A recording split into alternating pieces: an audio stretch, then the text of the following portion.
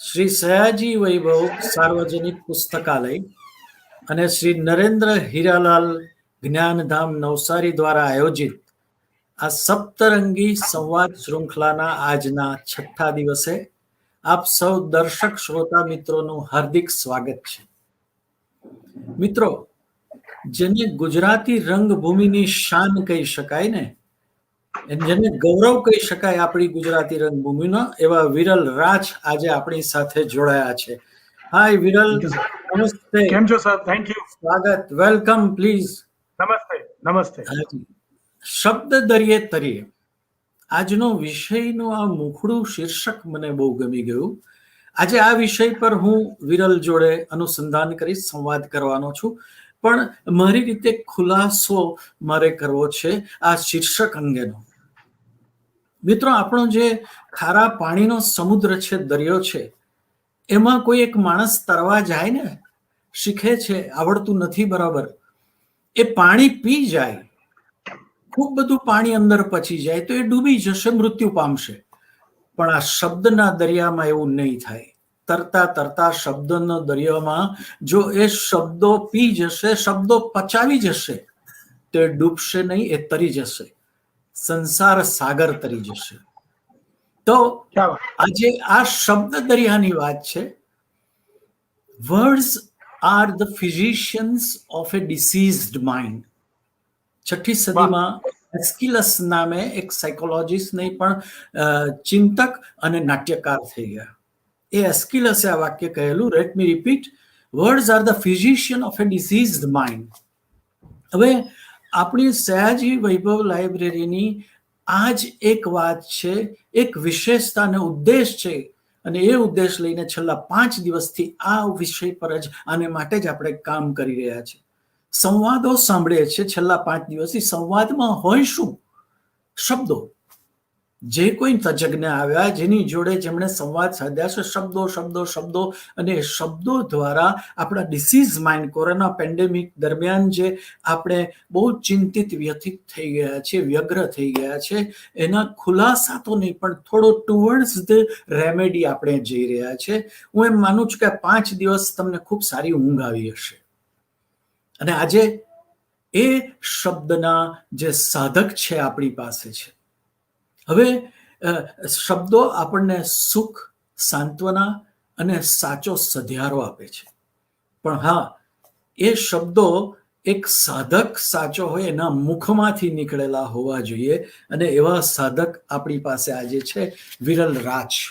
હું એનો પરિચય આપીશ. બહુ નાની ઉંમરે, તરુણ વયમાં એણે નાટ્ય શીખી લીધું નહીં, પચાવી લીધું. નિશાળમાં નાટક કરતા કરતા તરુણ વયે, હું એમ કહીશ કે માત્ર 19 વર્ષની ઉંમરે એના નાના નગર જામનગરમાં એણે પોતાની થિયેટર પીપલ નાટ્ય સંસ્થાની સ્થાપના કરી અને અનેક નાટકોની વણઝાર સર્જી દીધી. જોત જોતામાં ગણતરીના વર્ષોમાં એ લેવલ પર કે રાજ્ય કક્ષા અને રાષ્ટ્ર કક્ષાના અનેક સ્પર્ધાઓમાં એના નાટકો લગભગ પ્રથમ નંબરે હોય. એટલું જ નહીં, પણ રાષ્ટ્ર કક્ષાએ જ્યારે યુવા મહોત્સવમાં એ નાટકો જાય ત્યારે ગોલ્ડ, સિલ્વર અને બ્રોન્ઝ મેડલ્સ હોય છે. મિત્રો, એમાં ગોલ્ડ ને સિલ્વર અને બ્રોન્ઝ મેડલ તો વારંવાર એને મળી ચૂક્યા છે, પણ ગોલ્ડ મેડલ મેળવનાર ગુજરાતનો પ્રથમ અને એકમાત્ર અભિનેતા દિગ્દર્શક વિરલ રાજ છે. એણે અનેક નાટકો સર્જ્યા. પણ એક વાત એની મારે એ કહેવાની છે મિત્રો, કે એને 2000 થોડા વર્ષો પર એને મુંબઈથી સામેથી તેડું આવ્યું, અને મુંબઈમાં જઈને એણે નાટકો વ્યાવસાયિક ધોરણે શરૂ કર્યા. અને એ નાટક તમે નહીં માનો, પોતાની સૂઝથી જાતે આગળ વધીને મુંબઈના તખ્તા પર જે નાટકો કર્યા, તેમાં એણે એક નાટક જે કર્યું તેનું નામ અંતિમ અપરાધ. બીજું નાટક સંજય ગોરડિયા અભિનીત 2015માં, એ નાટકનું નામ હતું અનોખો કરાર. 2012માં અમેરિકાથી એને તેડું આવ્યું. અમેરિકામાં ત્યાં આગળ 9 રાજ્યોમાં એણે સિલ્વર જ્યુબિલી નામનું નાટક ભજવ્યું, એના અનેક શો કર્યા. અને ત્યારબાદ 2015માં ફરી પાછું અમેરિકાથી તેડું આવ્યું મિત્રો. પણ આ વખતે એ તેડું ન્યૂ જર્સીમાં એને એક એવોર્ડ આપવા માટે હતું અને તેને ગ્લોરિયસ ગુજરાત એવોર્ડ આપ્યો. બીજી એક વાત કહેતા આપણી છાતી ફૂલે ગૌરવ થાય અને તે કે ખૂબ નાની ઉંમરે આ વિરલે ગૌરવ પુરસ્કાર માત્ર 33 વર્ષની ઉંમરે ગુજરાત નાટક સંગીત અકાદમીનો ગૌરવ પુરસ્કાર પ્રાપ્ત કર્યો છે 2007 અને 2008ની સાલ માટે. અકિલા ઇન્ડિયા ઇવેન્ટ્સની ઓળખ સમાન એક કાર્યક્રમ છે ગુજરાત્રી અને એ કાર્યક્રમની ક્રિએટિવ ટીમનો એ એક્ટિવ મેમ્બર છે. કેટલાય કાર્યક્રમો એને ડિઝાઇન કર્યા છે, દિગ્દર્શિત કર્યા, એટલું નહીં પણ એને એન્કરિંગ પણ કરેલા છે. હવે માત્ર વિરલ નાટકો જ કરે એવું નહીં, એ પોતે ઘણા બધા કાર્યક્રમો જે સાહિત્ય ગુજરાતી સાહિત્ય પર આધારિત એને એન્કરિંગ કરે, એને ડિઝાઇન કરે, એનું દિગ્દર્શન કરે.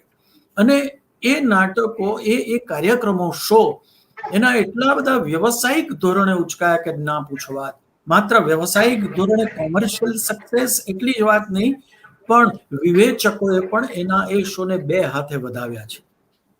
પણ બીજો એક ગર્વ સમાન શો જે વિરલ પોતે કહે છે કે આપણા મશહૂર લેખિકા જે છે કાજલ ઓઝા વૈદ, એનો એક શો એવો એણે પોતે ડિઝાઇન કર્યો, દિગ્દર્શિત કર્યો અને એનું એન્કરિંગ પણ કરેલું હતું.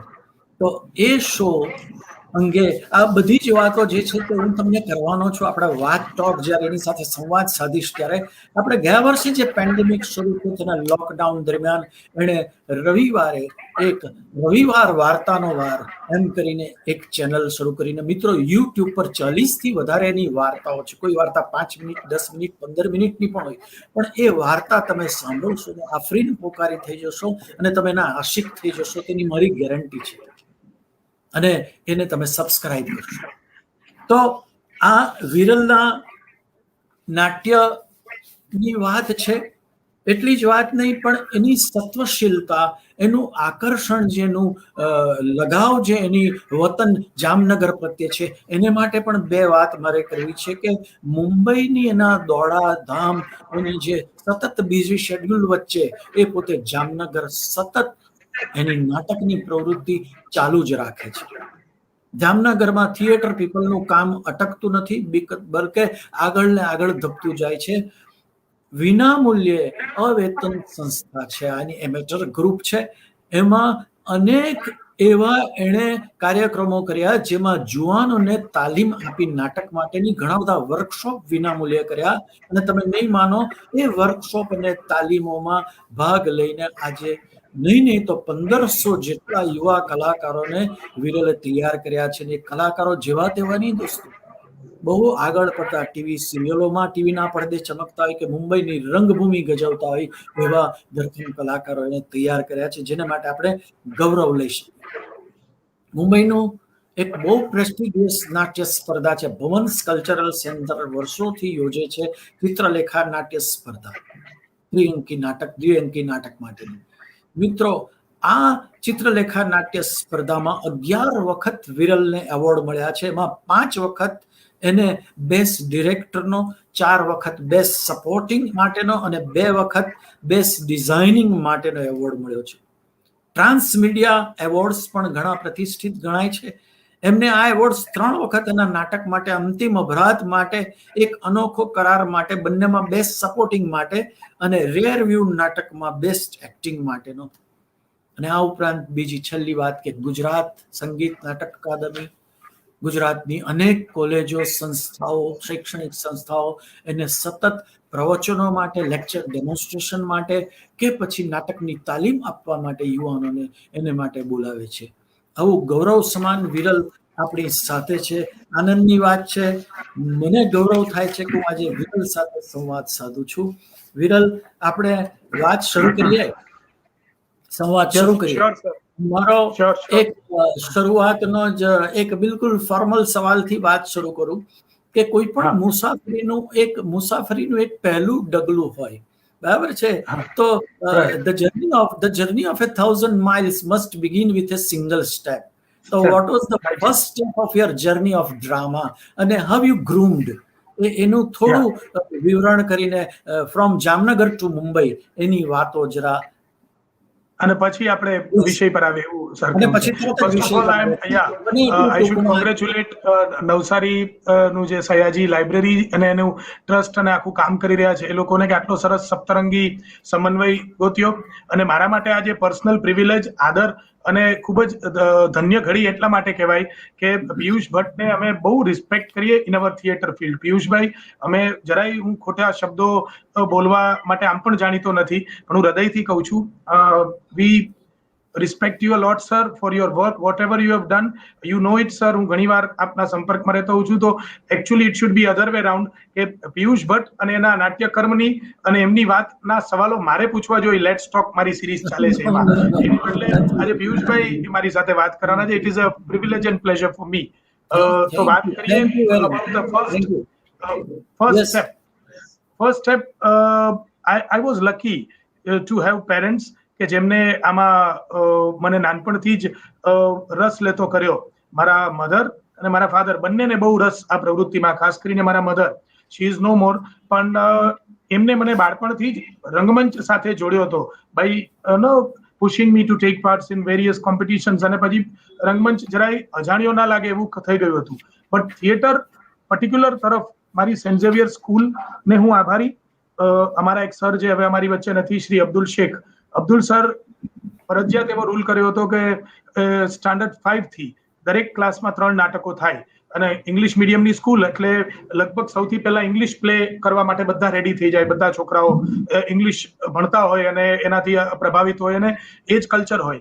પછી જે નોન ગુજરાતીઝ હોય સ્કૂલમાં અને જે હોશિયાર છોકરાઓ હોય સ્ટેજ ઉપર બોલવાના, અને સેન્ટ ઝેવિયર્સમાં બહુ નોન ગુજરાતીઝ રહેતા, being a Jamnagar, a city where you have army, navy, air force, where you have Tata, where you have Birla, Reliance તો હવે આવ્યું, અમે ભણતા ત્યારે રિલાયન્સ એસઆર નહોતું. તો આ બધાને કારણે એક એવું કોસ્મો કલ્ચર રહેતું, એટલે એ લોકો તરત હિન્દી પ્લે ઉપાડી દે. એટલે મારા ભાગે ગુજરાતી નાટક આવે, અને એ નાટકને કારણે હું ગુજરાતી ભાષાની પણ વધારે સરસ નજીક ગયો અને ગુજરાતી નાટકો કરતો થયો. The first step was from school.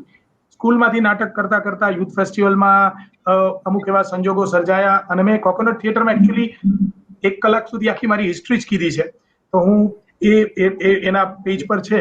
પણ ફ્રોમ સ્કૂલ યુથ ફેસ્ટિવલમાં અમારો યુથ ફેસ્ટિવલ એટલે જેને આપણે ગુજરાતમાં યુવા પ્રતિભા શોધ સ્પર્ધા તરીકે ઓળખીએ છીએ, એમાં નાટકો કરતો થયો. એટલે થોડું વિઝન ખુલ્યું કે બીજા નાટકો કેવા હોય સ્કૂલ બહારના, અને એમની સાથે કોમ્પિટ કરતા થયા. અને પછી એ જિલ્લામાંથી જ્યારે પણ મોકો મળ્યો, બહુ વર્ષો પછી મોકો મળ્યો, જિલ્લામાં અમે કાયમ 2nd 3rd આવ્યા. મારા કોઈ નાટકના આમ જોવા જાવ તો કોઈ ડાયરેક્ટ કોઈ ઇન્સ્ટિટ્યૂટમાં હું નાટક નથી શીખ્યો. નાટક પ્રત્યેનું મારું પહેલું આકર્ષણ એઝ એન ઓડિયન્સ એ મુંબઈના નાટક જોઈને.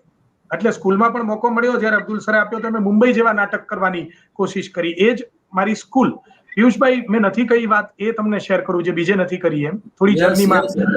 મુંબઈના નાટકો જ્યારે જામનગર આવે ને ત્યારે સુમેર સ્પોર્ટ્સ ક્લબમાં આવતા. મારું ઓડિટોરિયમ એટલું સારું નહોતું, અને આઈ વોઝ ફોર્ચ્યુનેટ કે મમ્મી પપ્પા એ નાટકો જોવા લઈ જાય, અને એ નાટકોથી આમ બહુ પ્રભાવિત થઈ જાય, આમ મેસ્મરાઇઝ થઈ જાય. I am talking about early 80s ની વાત કરું છું, જ્યારે હું 6, 7, 8 વર્ષનો હોઈશ.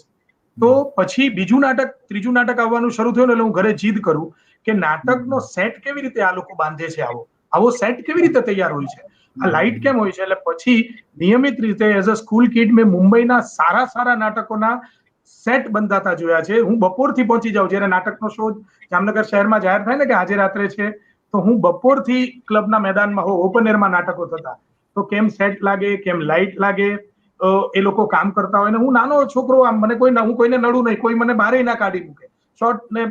શોર્ટ અને ટી શર્ટ કેવું પહેરીને આમ મેલા ગેલા કપડામાં હું બેઠો, તો ક્યારેક એ લોકોનું કામ કરી દઉં, એ લોકો કે કરી દઉં કે ન કઈ જોતું હોય, ભાઈ આ ક્યાં મળશે, તો એમ કહો એ છોકરા ક્યાં મળશે, તો ક્યાં મળી જશે તમને. બેક સ્ટેજ વાળા પહેલા આવ્યા હોય, પછી સેટ વાળા ને બધા આવ્યા હોય, અને મેઇન એક્ટર્સ તો પછી આવે. ત્યારે હું નાટક ઓડિયન્સમાંથી જોઉં. સો એનાથી હું રંગમંચ સજ્જા, એનાથી હું મારી મેળે જ શીખતો ગયો. તો એ મેં સ્કૂલમાં કર્યું. પછી યુથ ફેસ્ટિવલ્સમાં પણ એ જ શૈલીના નાટકો કર્યા. અને બહુ પછી અમે જ્યારે જામનગરમાંથી જીતીને બહાર ગયા, તો અમે ગુજરાતના નાટકો જોયા, અમે તમારા નાટકો જોયા, અમે સુરતના બીજા નાટકો જોયા, અમદાવાદના પ્લેસ જોયા. ધેન બી થોટ કે અમે ક્યાં છીએ. અમે ધીમે જાતે શીખીને કરતા ગયા અને તમે સાક્ષી છો કે બહુ વર્ષોની મહેનત પછી ધેટ વોઝ ઇન 1998 નવસારી મારા માટે પ્રિય શહેર એ રીતે છે કે નવસારી જાતા હોય જ્યાં ન ઉગે સૂરજ, જ્યાં ન ઉગે સૂરજ વિહંગ મહેતાએ લખેલું. યસ, અને 98 માં પહેલી વાર અમે સ્ટેટ ફર્સ્ટ આવ્યા અને જામનગર પણ ત્યારે પહેલી વાર સ્ટેટ ફર્સ્ટ આવ્યું. It was an emotional movement for us. અમારી પહેલા પણ જામનગર રાજ્ય પ્રથમ નહોતું આવ્યું જે અમારા પૂર્વસૂરીઓ હતા ત્યારે.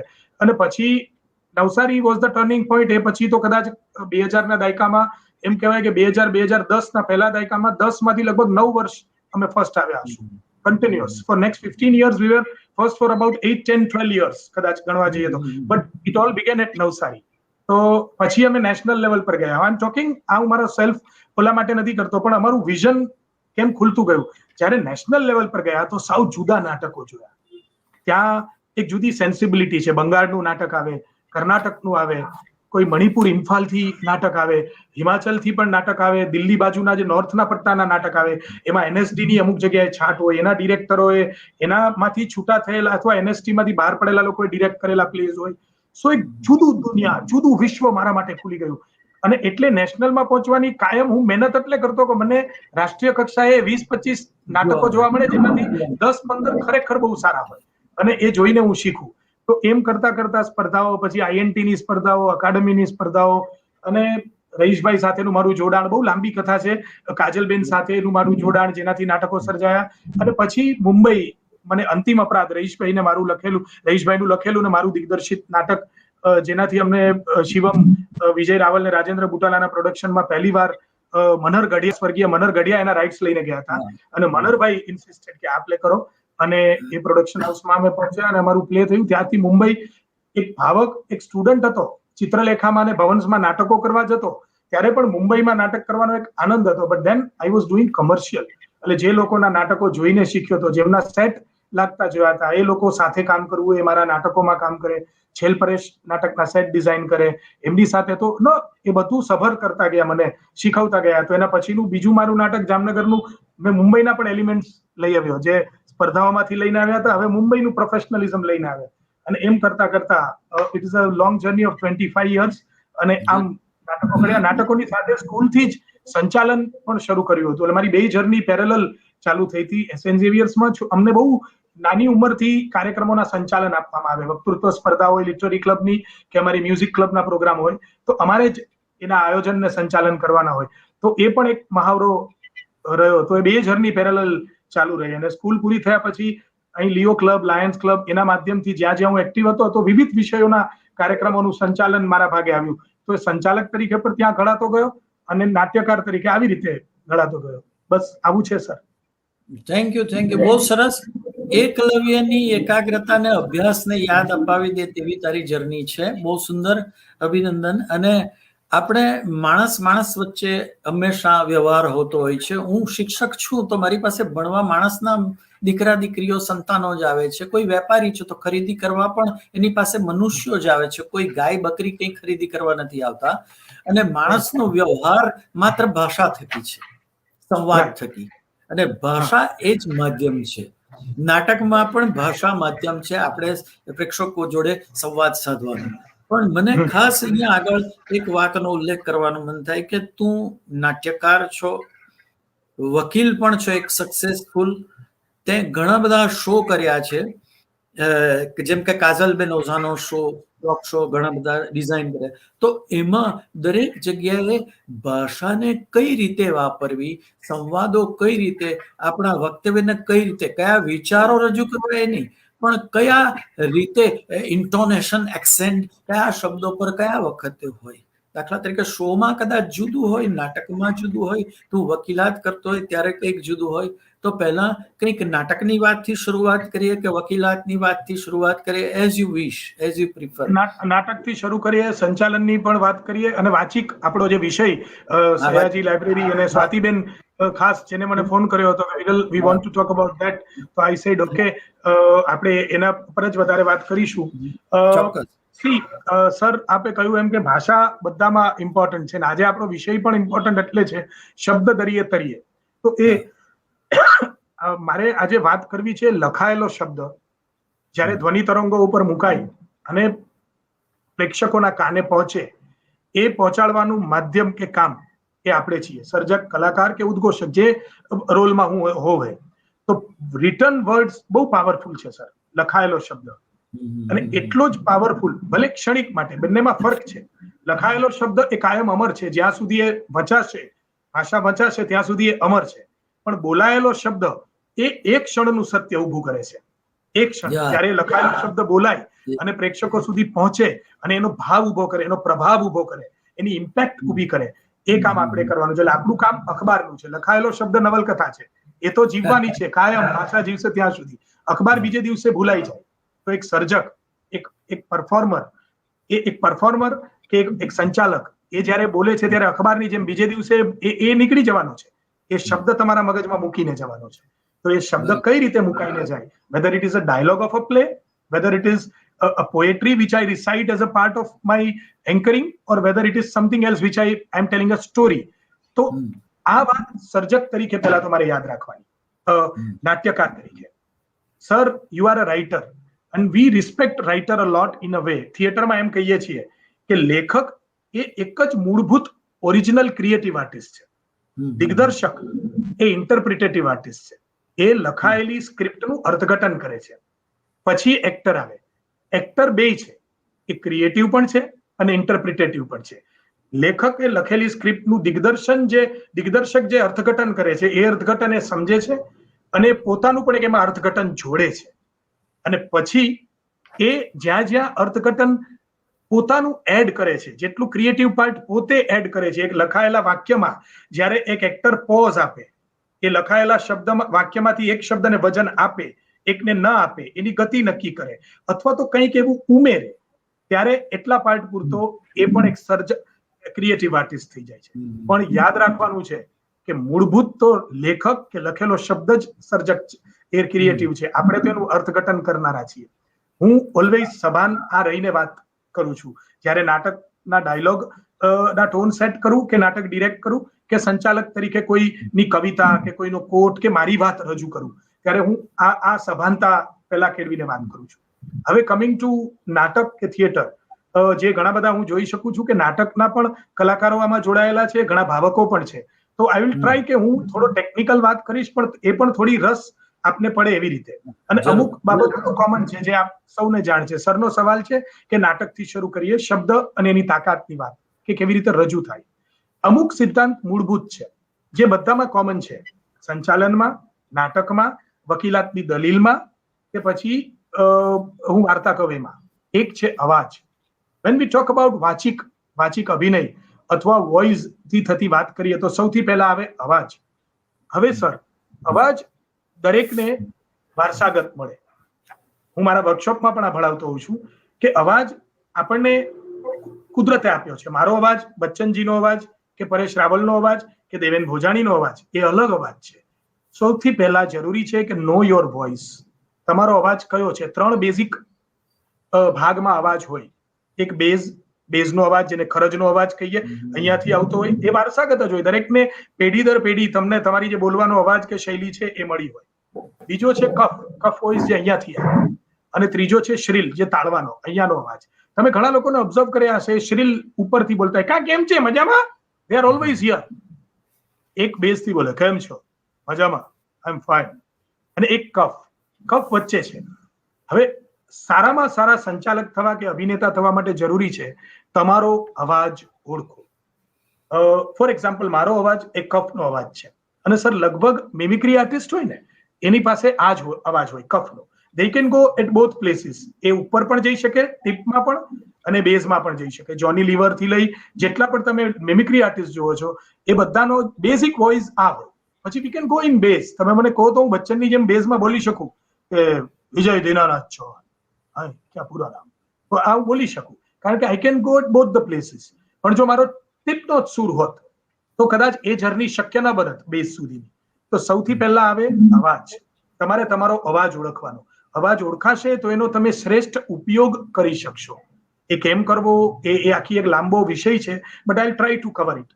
અવાજ પછી આવે ઉચ્ચાર, તમારી ભાષા શુદ્ધિ, કે તમે જે બોલો છો, સ્પષ્ટતા. ઉચ્ચાર કરતા ઇમ્પોર્ટન્ટ છે ક્લેરિટી, એ શબ્દ મારે વાપરવો જોઈએ. સર, હું થોડો થિયરીમાં, આ બધી થિયરી જે કહું છું ને મારી અનુભવમાંથી શોધેલી છે, એટલે I have not studied theatre and I have not attended any drama school or all. તો કદાચ પહેલા એક ડિસ્ક્લેમર આપી દો, ઓલો વકીલ છું ને, એટલે જે પણ આ સાંભળી રહ્યા છે કે ભવિષ્યમાં લાઈવ પછી પણ સાંભળશે, આ વિડીયો તો કાયમ રહેવાની છે, તો હું જે પણ બોલીશ એ મારી થિયરી છે.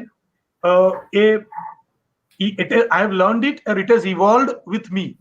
તો શક્ય છે કે તમે એનાથી અસહમત પણ થાવ, શક્ય છે કે આના વિરુદ્ધનું ક્યાંક તમે બીજે સાંભળ્યું હોય, તો એ બંને એની જગ્યાના સત્ય સાચા છે. હું જે કહું છું એ મારા અનુભવનું સત્ય છે. અને એટલે એ થિયરીમાં આવતા શબ્દો કે મારી જે વાત છે, તો first is your voice, then comes clarity. હું જે બોલું એ ક્લિયરલી સમજાવું, એક્રોસ ધ વુડ સંભળાવવું જોઈએ. હવે અવાજ મારો લાઉડ હોય, હું અવાજ, આપણે નાટકમાં કહીએ ને કે અવાજ આનો જબરજસ્ત છે, બહુ થ્રો જોરદાર છે, પણ એ અવાજ ક્લેરિટી ના આવતું હોય, શબ્દો ન સંભળાતા હોય, તો નકામો છે. તો first you should know your voice, then you should no to use that voice. એને કેટલો થ્રો રાખવો, કેટલો લાઉડ, કેટલો લો, એ આગળ આપણે વાત કરીશું, આજે જ કરીશું. અને પછી આવે તો એક ઓવરવ્યુ આપું છું. Then comes clarity. ક્લેરિટી બહુ ઇમ્પોર્ટન્ટ છે. પછી આવે ભાષા. હવે ભાષા, સંચાલક તરીકેની ભાષા અને એક્ટર તરીકેની ભાષા એ બે જુદી વાત છે. હું સંચાલકની વાત નથી કરતો, હું એક એક્ટરની વાત કરું. તો એક્ટરની ભાષા કઈ હોય? એની ડાયલેક્ટ કે એની બોલી એ એના પાત્રની બોલી હોય. કારણ કે એમાં અમારે કાયમ શુદ્ધ ગુજરાતી નથી બોલવાનું, મારે મારું કેરેક્ટર જે બોલે છે એ બોલી બોલવાની છે. સો my language, my dialect or my characters dialect will decide my ભાષા શુદ્ધિ. એટલે જે મારા સંચાલકની ભાષા શુદ્ધિને અહીંયા લેવા દેવા નથી, આપણે માત્ર એક્ટિંગની વાત કરીએ. અવાજ, ઉચ્ચાર, તમારી ભાષા. અને પછી આવે સર એમાં બહુ ઇમ્પોર્ટન્ટ ટોનેશન્સ, કે જે મોનોટોની તોડે. નહીતર તમે, મારો અવાજ સારો છે, ઉચ્ચાર તમને સમજાય છે, ભાષા મારે માની લો કે કાઠિયાવાડી બોલવાની, તો હું બોલું છું, પણ હું એક વિધ એક જ ટોનમાં બોલું તો એ તમને કંટાળો આપશે. ધેન એ મોનોટોની થશે. તો એને તોડવા માટે યુ હેવ ટુ યુઝ ઇન્ટોનેશન્સ. આરો અવરો નો ઉપયોગ કરવાનો છે. હવે આરો અવરો પણ એક સરખા કરીએ ને તો એ પણ એની પોતાની એક મોનોટોની ક્રિએટ કરે. મેં ઘણાને એવી રીતે બોલતા સાંભળ્યા છે કે એને કીધું ને કે આરો અવરોમાં બોલજો, એટલે એમ કે નમસ્કાર, હું પેલા ફ્લેટ બોલીને તમને દેખાડું કે નમસ્કાર, હું વિરલ રાજ, હું તમારી સાથે વાત કરવા આવ્યો છું અને તમને બહુ મજા આવશે, આવું બોલી રાખું તો 5મી મિનિટે તમારું કોન્સન્ટ્રેશન ચાલ્યું છે, કારણ કે ફ્લેટ છે. હવે હું આરો અવરો આપું, એ પણ એક સરખા માત્રામાં આપું તો પણ ફ્લેટ લાગે. નમસ્કાર, હું વિરલ રાજ, તમને મારી વાત હું કહેવા આવ્યો છું. આ વાતમાં હું આજે વાચિકની વાત કરીશ. વાચિકની વાત નવસારીના માધ્યમથી કરીશ, એમાં પિયુષ ભટ્ટ હશે. તો again I am using up down, but it is monotonous, it is creating a flat line. તો એ ના હોવું જોઈએ. તો મોનોટોનસ ના થાય ને આરો અવરો થાય, એનો યુઝ થાય, એ કોણ ડિસાઇડ કરશે? તો ત્યાં આવશે ડબલ્યુઝ, તમને કામ આવશે. કોઈ પણ કેરેક્ટર તૈયાર કરો તો કેરેક્ટર્સ કે એનું behaviour. What is acting sir? મારી એક સિમ્પલ વ્યાખ્યા છે, એક્ટિંગ ઇઝ બિહેવિયર, એ વર્તન. કોઈ એક પાત્ર જેવું વર્તન કરવું, દેટ ઇઝ ઇટ, સિમ્પલ. એમાં બહુ બધી આંગિક, વાચિક અને આ બધું ને પરકાયા પ્રવેશ ને એ બધું ઓકે. પહેલા યુ હેવ ટુ બિહેવ. હું અત્યારે એક ઇન્સ્પેક્ટર છું અને આવો ઇન્સ્પેક્ટર છું, તો નાઉ the role of ડબલ્યુઝ come. What are those ડબલ્યુઝ? કે આ ડાયલોગ, હા, તમારો અવાજ તમે ઓળખી લીધો, તમે ક્લેરિટી કરી લીધી, તમે તમારી ભાષા નક્કી કરી લીધી, પણ હવે આ ડાયલોગ કોણ બોલે છે? હું. એ કોણ છે? ભાઈ 50 વર્ષનો એક શિક્ષક બોલે છે. હું. તો તમને ખબર પડી 50 વર્ષના શિક્ષક જેવું બોલવાનું છે, પણ એ હું અપૂરતું છે. એ શિક્ષક મહેસાણાનો છે, તો હવે તમારો લહેજો આવ્યો, એમાં તમારા અવરો માટે તમને એક જગ્યા મળી. એ શિક્ષક ક્યાંનો છે? મહેસાણાનો છે. અને અત્યારે એ બહુ ગુસ્સે છે, એટલે તમને પાછું એક હું માં મળ્યું. તો તમને કેટલા સવાલો પૂછ્યા? હું એ કોણ છે? વોટ એ શું કરી રહ્યો છે? અત્યારે ગુસ્સામાં છે, બરાબર છે. હી ઇઝ ટોકિંગ ટુ હુમ? પાછો ડબલ્યુ. એ કોની સાથે વાત કરે છે ગુસ્સામાં? એ એને વાઇફ સાથે વાત કરે કે એના સ્ટુડન્ટ સાથે વાત કરે અને એના પ્રિન્સિપલ સાથે વાત કરે? એ ત્રણેયમાં એનું બિહેવિયર અલગ હશે. સો હુ, what he is doing, what he is talking, to whom he is talking, why he is talking, એ શું કામ આ વાત કરે છે, અને when he is talking.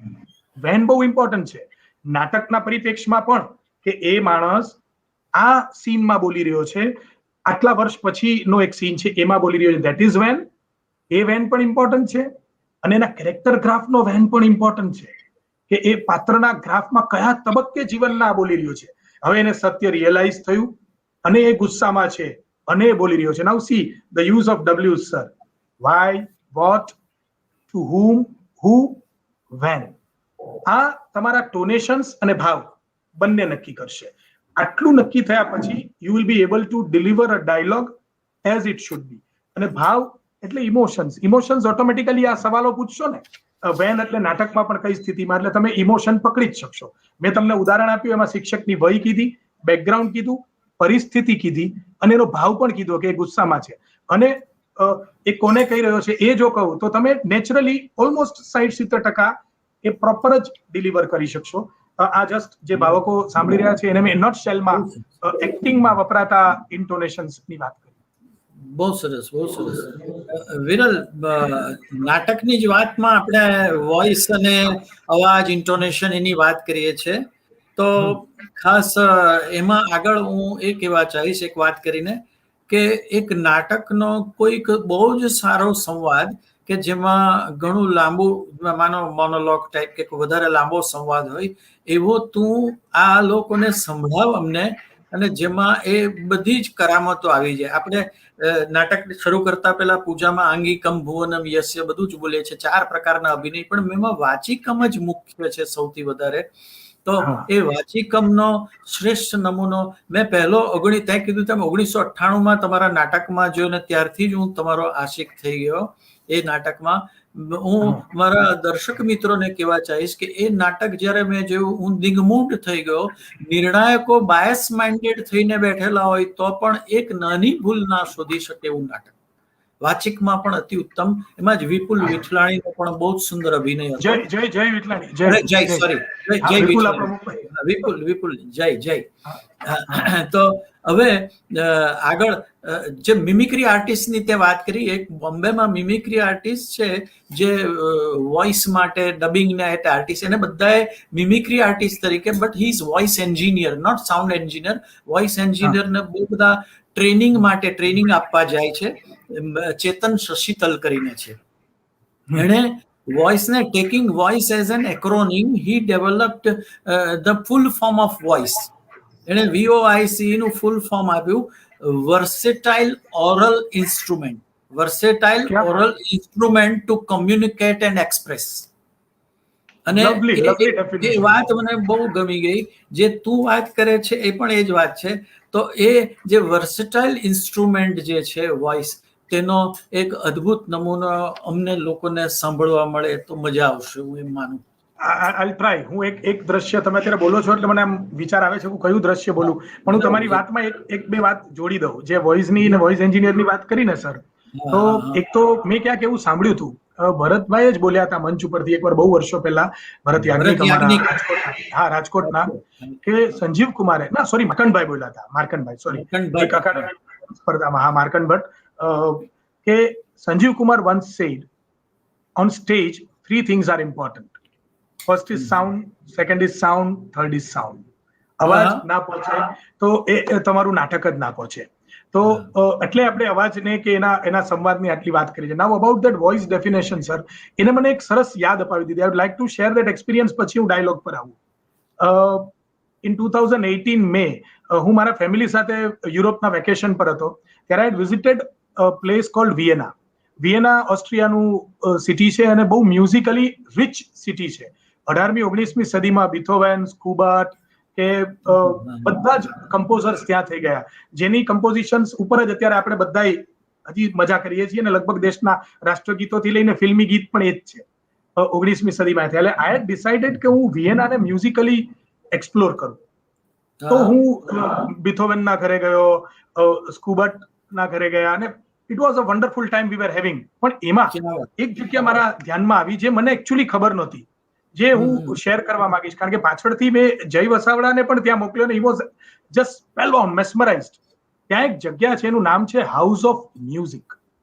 એક મેન મેડ 5 માળનું એવું એક જેને કહેવાય ને કે એક ક્રિએટિવ જગ્યા છે, જેમાં તમે પહેલા માળમાં ટિકિટ લઈને અંદર જાઓ ને એટલે પહેલા રૂમમાં એક અંધારી જગ્યામાં તમને ઊભા રાખે, અને બહુ લો લાઇટ હોય, કંઈ દેખાય બહુ ઓછું, માત્ર થોડીક દેખાય ને તમને એક સાઉન્ડ સંભળાય ફરતો રૂમમાં.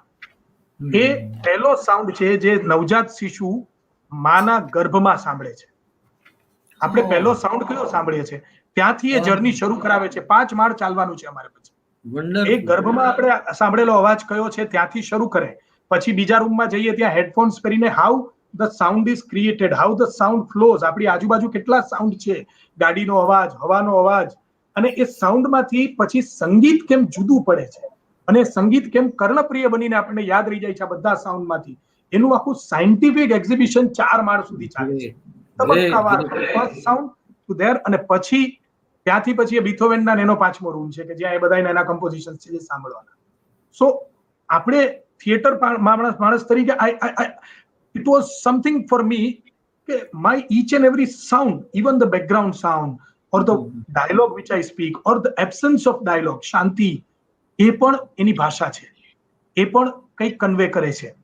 તો એ ધ્યાનમાં રાખીને મને એમ થયું કે આ વોઇસની ડેફિનેશન આવી તો મને યાદ આવ્યું તો I shared it. Now coming to the dialogue sir, હું અંતિમ અપરાધનો જ એક ડાયલોગ બોલવા ઈચ્છીશ. એમાં જે મેં તમને ડબલ્યુઝ બધા કીધા ને એ આવી જશે. અંતિમ અપરાધમાં હું જે એક પાત્ર કરું છું પ્રભાત પાટડિયા. હવે એક સીન છે જેલનો સીન. પ્રભાત પાટડિયા એટલે 45 વર્ષનો એક અત્યંત ભોળો, આમ હસમુખો માણસ, પણ ભોળો અને બહુ આપણે જેને જોયો હોય ને લેંઘો ને શર્ટ પહેરીને કોઈ ટ્રાન્સપોર્ટની કે એવી ઓફિસમાં શેઠને ત્યાં કામ કરતો હોય, વસ્તુ દેવા લેવા જાય, ગુમાસ્તા ટાઈપનો એવો માણસ જે આમ એકદમ સરળ માણસ છે. એ જેલમાં છે. હવે શું કામ એ આ સંવાદમાં તમને ખબર પડશે, હું વચ્ચે કહી દઈશ તમને. એ જેલમાં છે ને જેલમાં એક સિરિયલ કિલર જે જય વિઠલાણી સરે યાદ કર્યા, અદ્ભુત કેરેક્ટર જય કરતો હતો.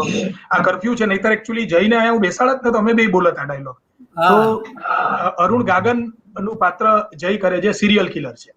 અને જય મને પૂછે છે, હું જેલમાં અચાનક એના રૂમમાં આવ્યા સંજોગો છે કે મારે એના બેરેકમાં રહેવું પડે છે અને હું ફફડી ગયો છું એને જોઈને. હવે તમે જોજો 45 વર્ષનો એક ગુમાસ્તા જેવો માણસ પ્રભાત પાટડિયા. હવે જે મેં ભાષાની વાત કરી એ થોડું તમને એક્સપ્લેન કરી દઉં. આનું બેકગ્રાઉન્ડ એવું છે કે એ કાઠિયાવાડનો છે, સાવરકુંડલાનો છે, પણ હું એમાં શુદ્ધ કાઠિયાવાડી નથી બોલ્યો. પૂછો શું કામ? હું અમુક જગ્યાએ કાઠિયાવાડી લહેજો રાખ્યો છે મેં, પણ મેં ભાષા નોર્મલ રાખી છે એટલા માટે કે કાઠિયાવાડી એના બેકગ્રાઉન્ડમાં છે. એ વર્ષોથી મોટા શહેરમાં એક શેઠને ત્યાં કામ કરે છે, તો એની ભાષા છે ને એમાં શુદ્ધતા પણ છે અને ક્યાંક કાઠિયાવાડ પણ છે. એટલે પ્યોર આજે જ જામખંભાળિયાથી આવીને તમારી સાથે વાત નથી કરતો, એ વર્ષોથી અહીંયા જ છે. અને એ બોલવાનું શરૂ કરશે. એ જેલમાં આમ અંદર ગયો અને અરુણ ગાગનને જોવે છે, એનું બોલતી જ બંધ થઈ જાય છે. એટલે અરુણ ગાગન બસ ફટ કરતો બેસી જાય. પછી એ કઈ બોલી નથી શકતો. અને અરુણ ગાગનને જૂના ગીતો સાંભળવાની ટેવ, એટલે એની પાસે રેડિયો હોય જ જેલમાં, એટલે ગીત મૂકે. જીના યહાં મરના યહાં ગીત ચાલુ થાય રાજ કપૂરની ફિલ્મ. અને અરુણ ગાગનને પાછો એવું કે એને બધી ગીતો વિશે ખબર છે, એટલે પાછો જેવું ગીત વાગે ને એટલે કોમેન્ટ્રીમાં એક લાઈન બોલે, 1971 મેરા નામ જોકર મન્ના ડે. અને આ માણસથી અરુણ ગાગનને એમ બોલાઈ જાય, મન્ના ડે નહીં મુકેશ. હા, પેલું ગીત બંધ કરી દે. આ સોંગ મુકેશે ગાયું છે એમ મન્ના ડે નથી ગાયું એમ. તું મને ચેલેન્જ કરે છે અરુણ ગાગનને, તો તું સોરી તું મને ચેલેન્જ કરે છે, ખબર છે હું કોણ છું? હા, છાપવામાં આવે છે. બોલ શું નામ છે, શું નામ છે તારું?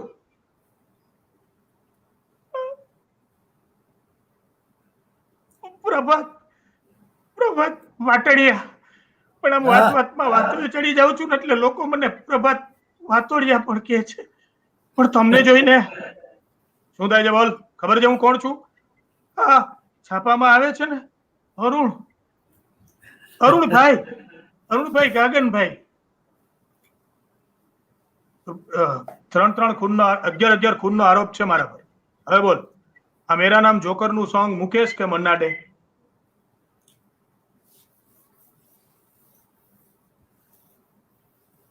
મન્ના ડે નું પણ છે. આજ ફિલ્મ મેરા નામ જોકરનું જ છે. એ ભાઈ જરા દેખ કે ચલો. પણ આ જીના યહાં મરના યહાં મુકેશ ના પાકું ખ્યાલ નથી, મને ખ્યાલ નથી. હું મારા ઘરે જઈને કહીશ કાલે.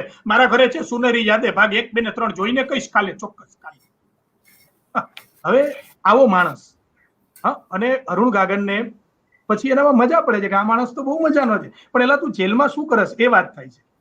અને એ કહે છે કે ભાઈ હું તો મારા શેઠના દીકરાએ એક એક્સિડન્ટ કર્યું હતું અને એ એક્સિડન્ટ ને બદલે મને એમ કીધું કે તું અમે 12 કલાક નોકરો કરસ તો જેલમાં સુઈ જા, મારા દીકરાની બદલે તું આરોપ લઈ લે તારા પર. હું એના પછીના ડાયલોગ પર આવું છું, એટલે વચ્ચેની વાત કહી દઉં તમને. આખું 12 મિનિટનું દ્રશ્ય ના કહેવું પડે, 15 મિનિટનું છે.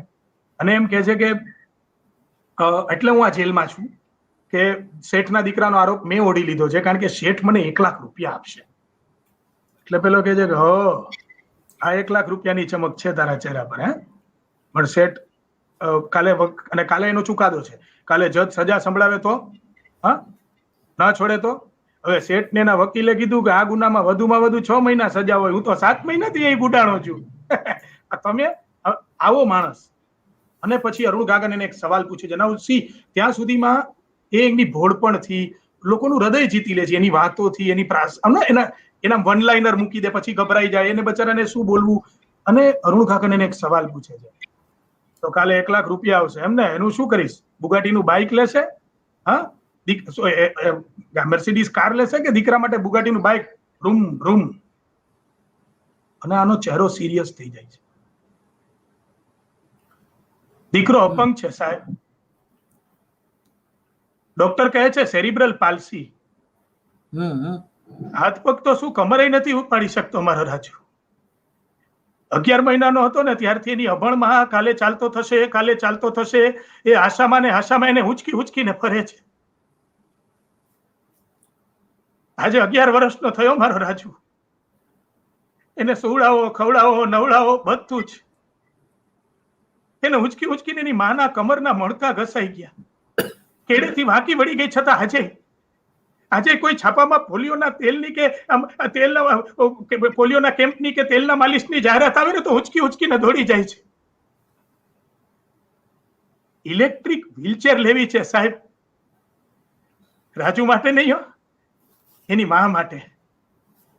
આ દીકરો વ્હીલચેરમાં ફરતો થાય તો માના કમરને આરામ મળે ને. આ છે મારા 1 લાખ રૂપિયાની ચમક.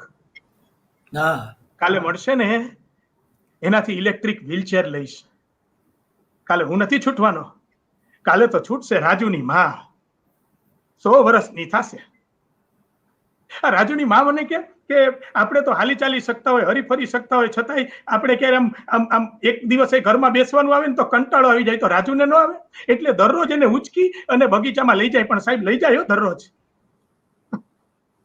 સંજોગોનું એ કેવું છે નહીં.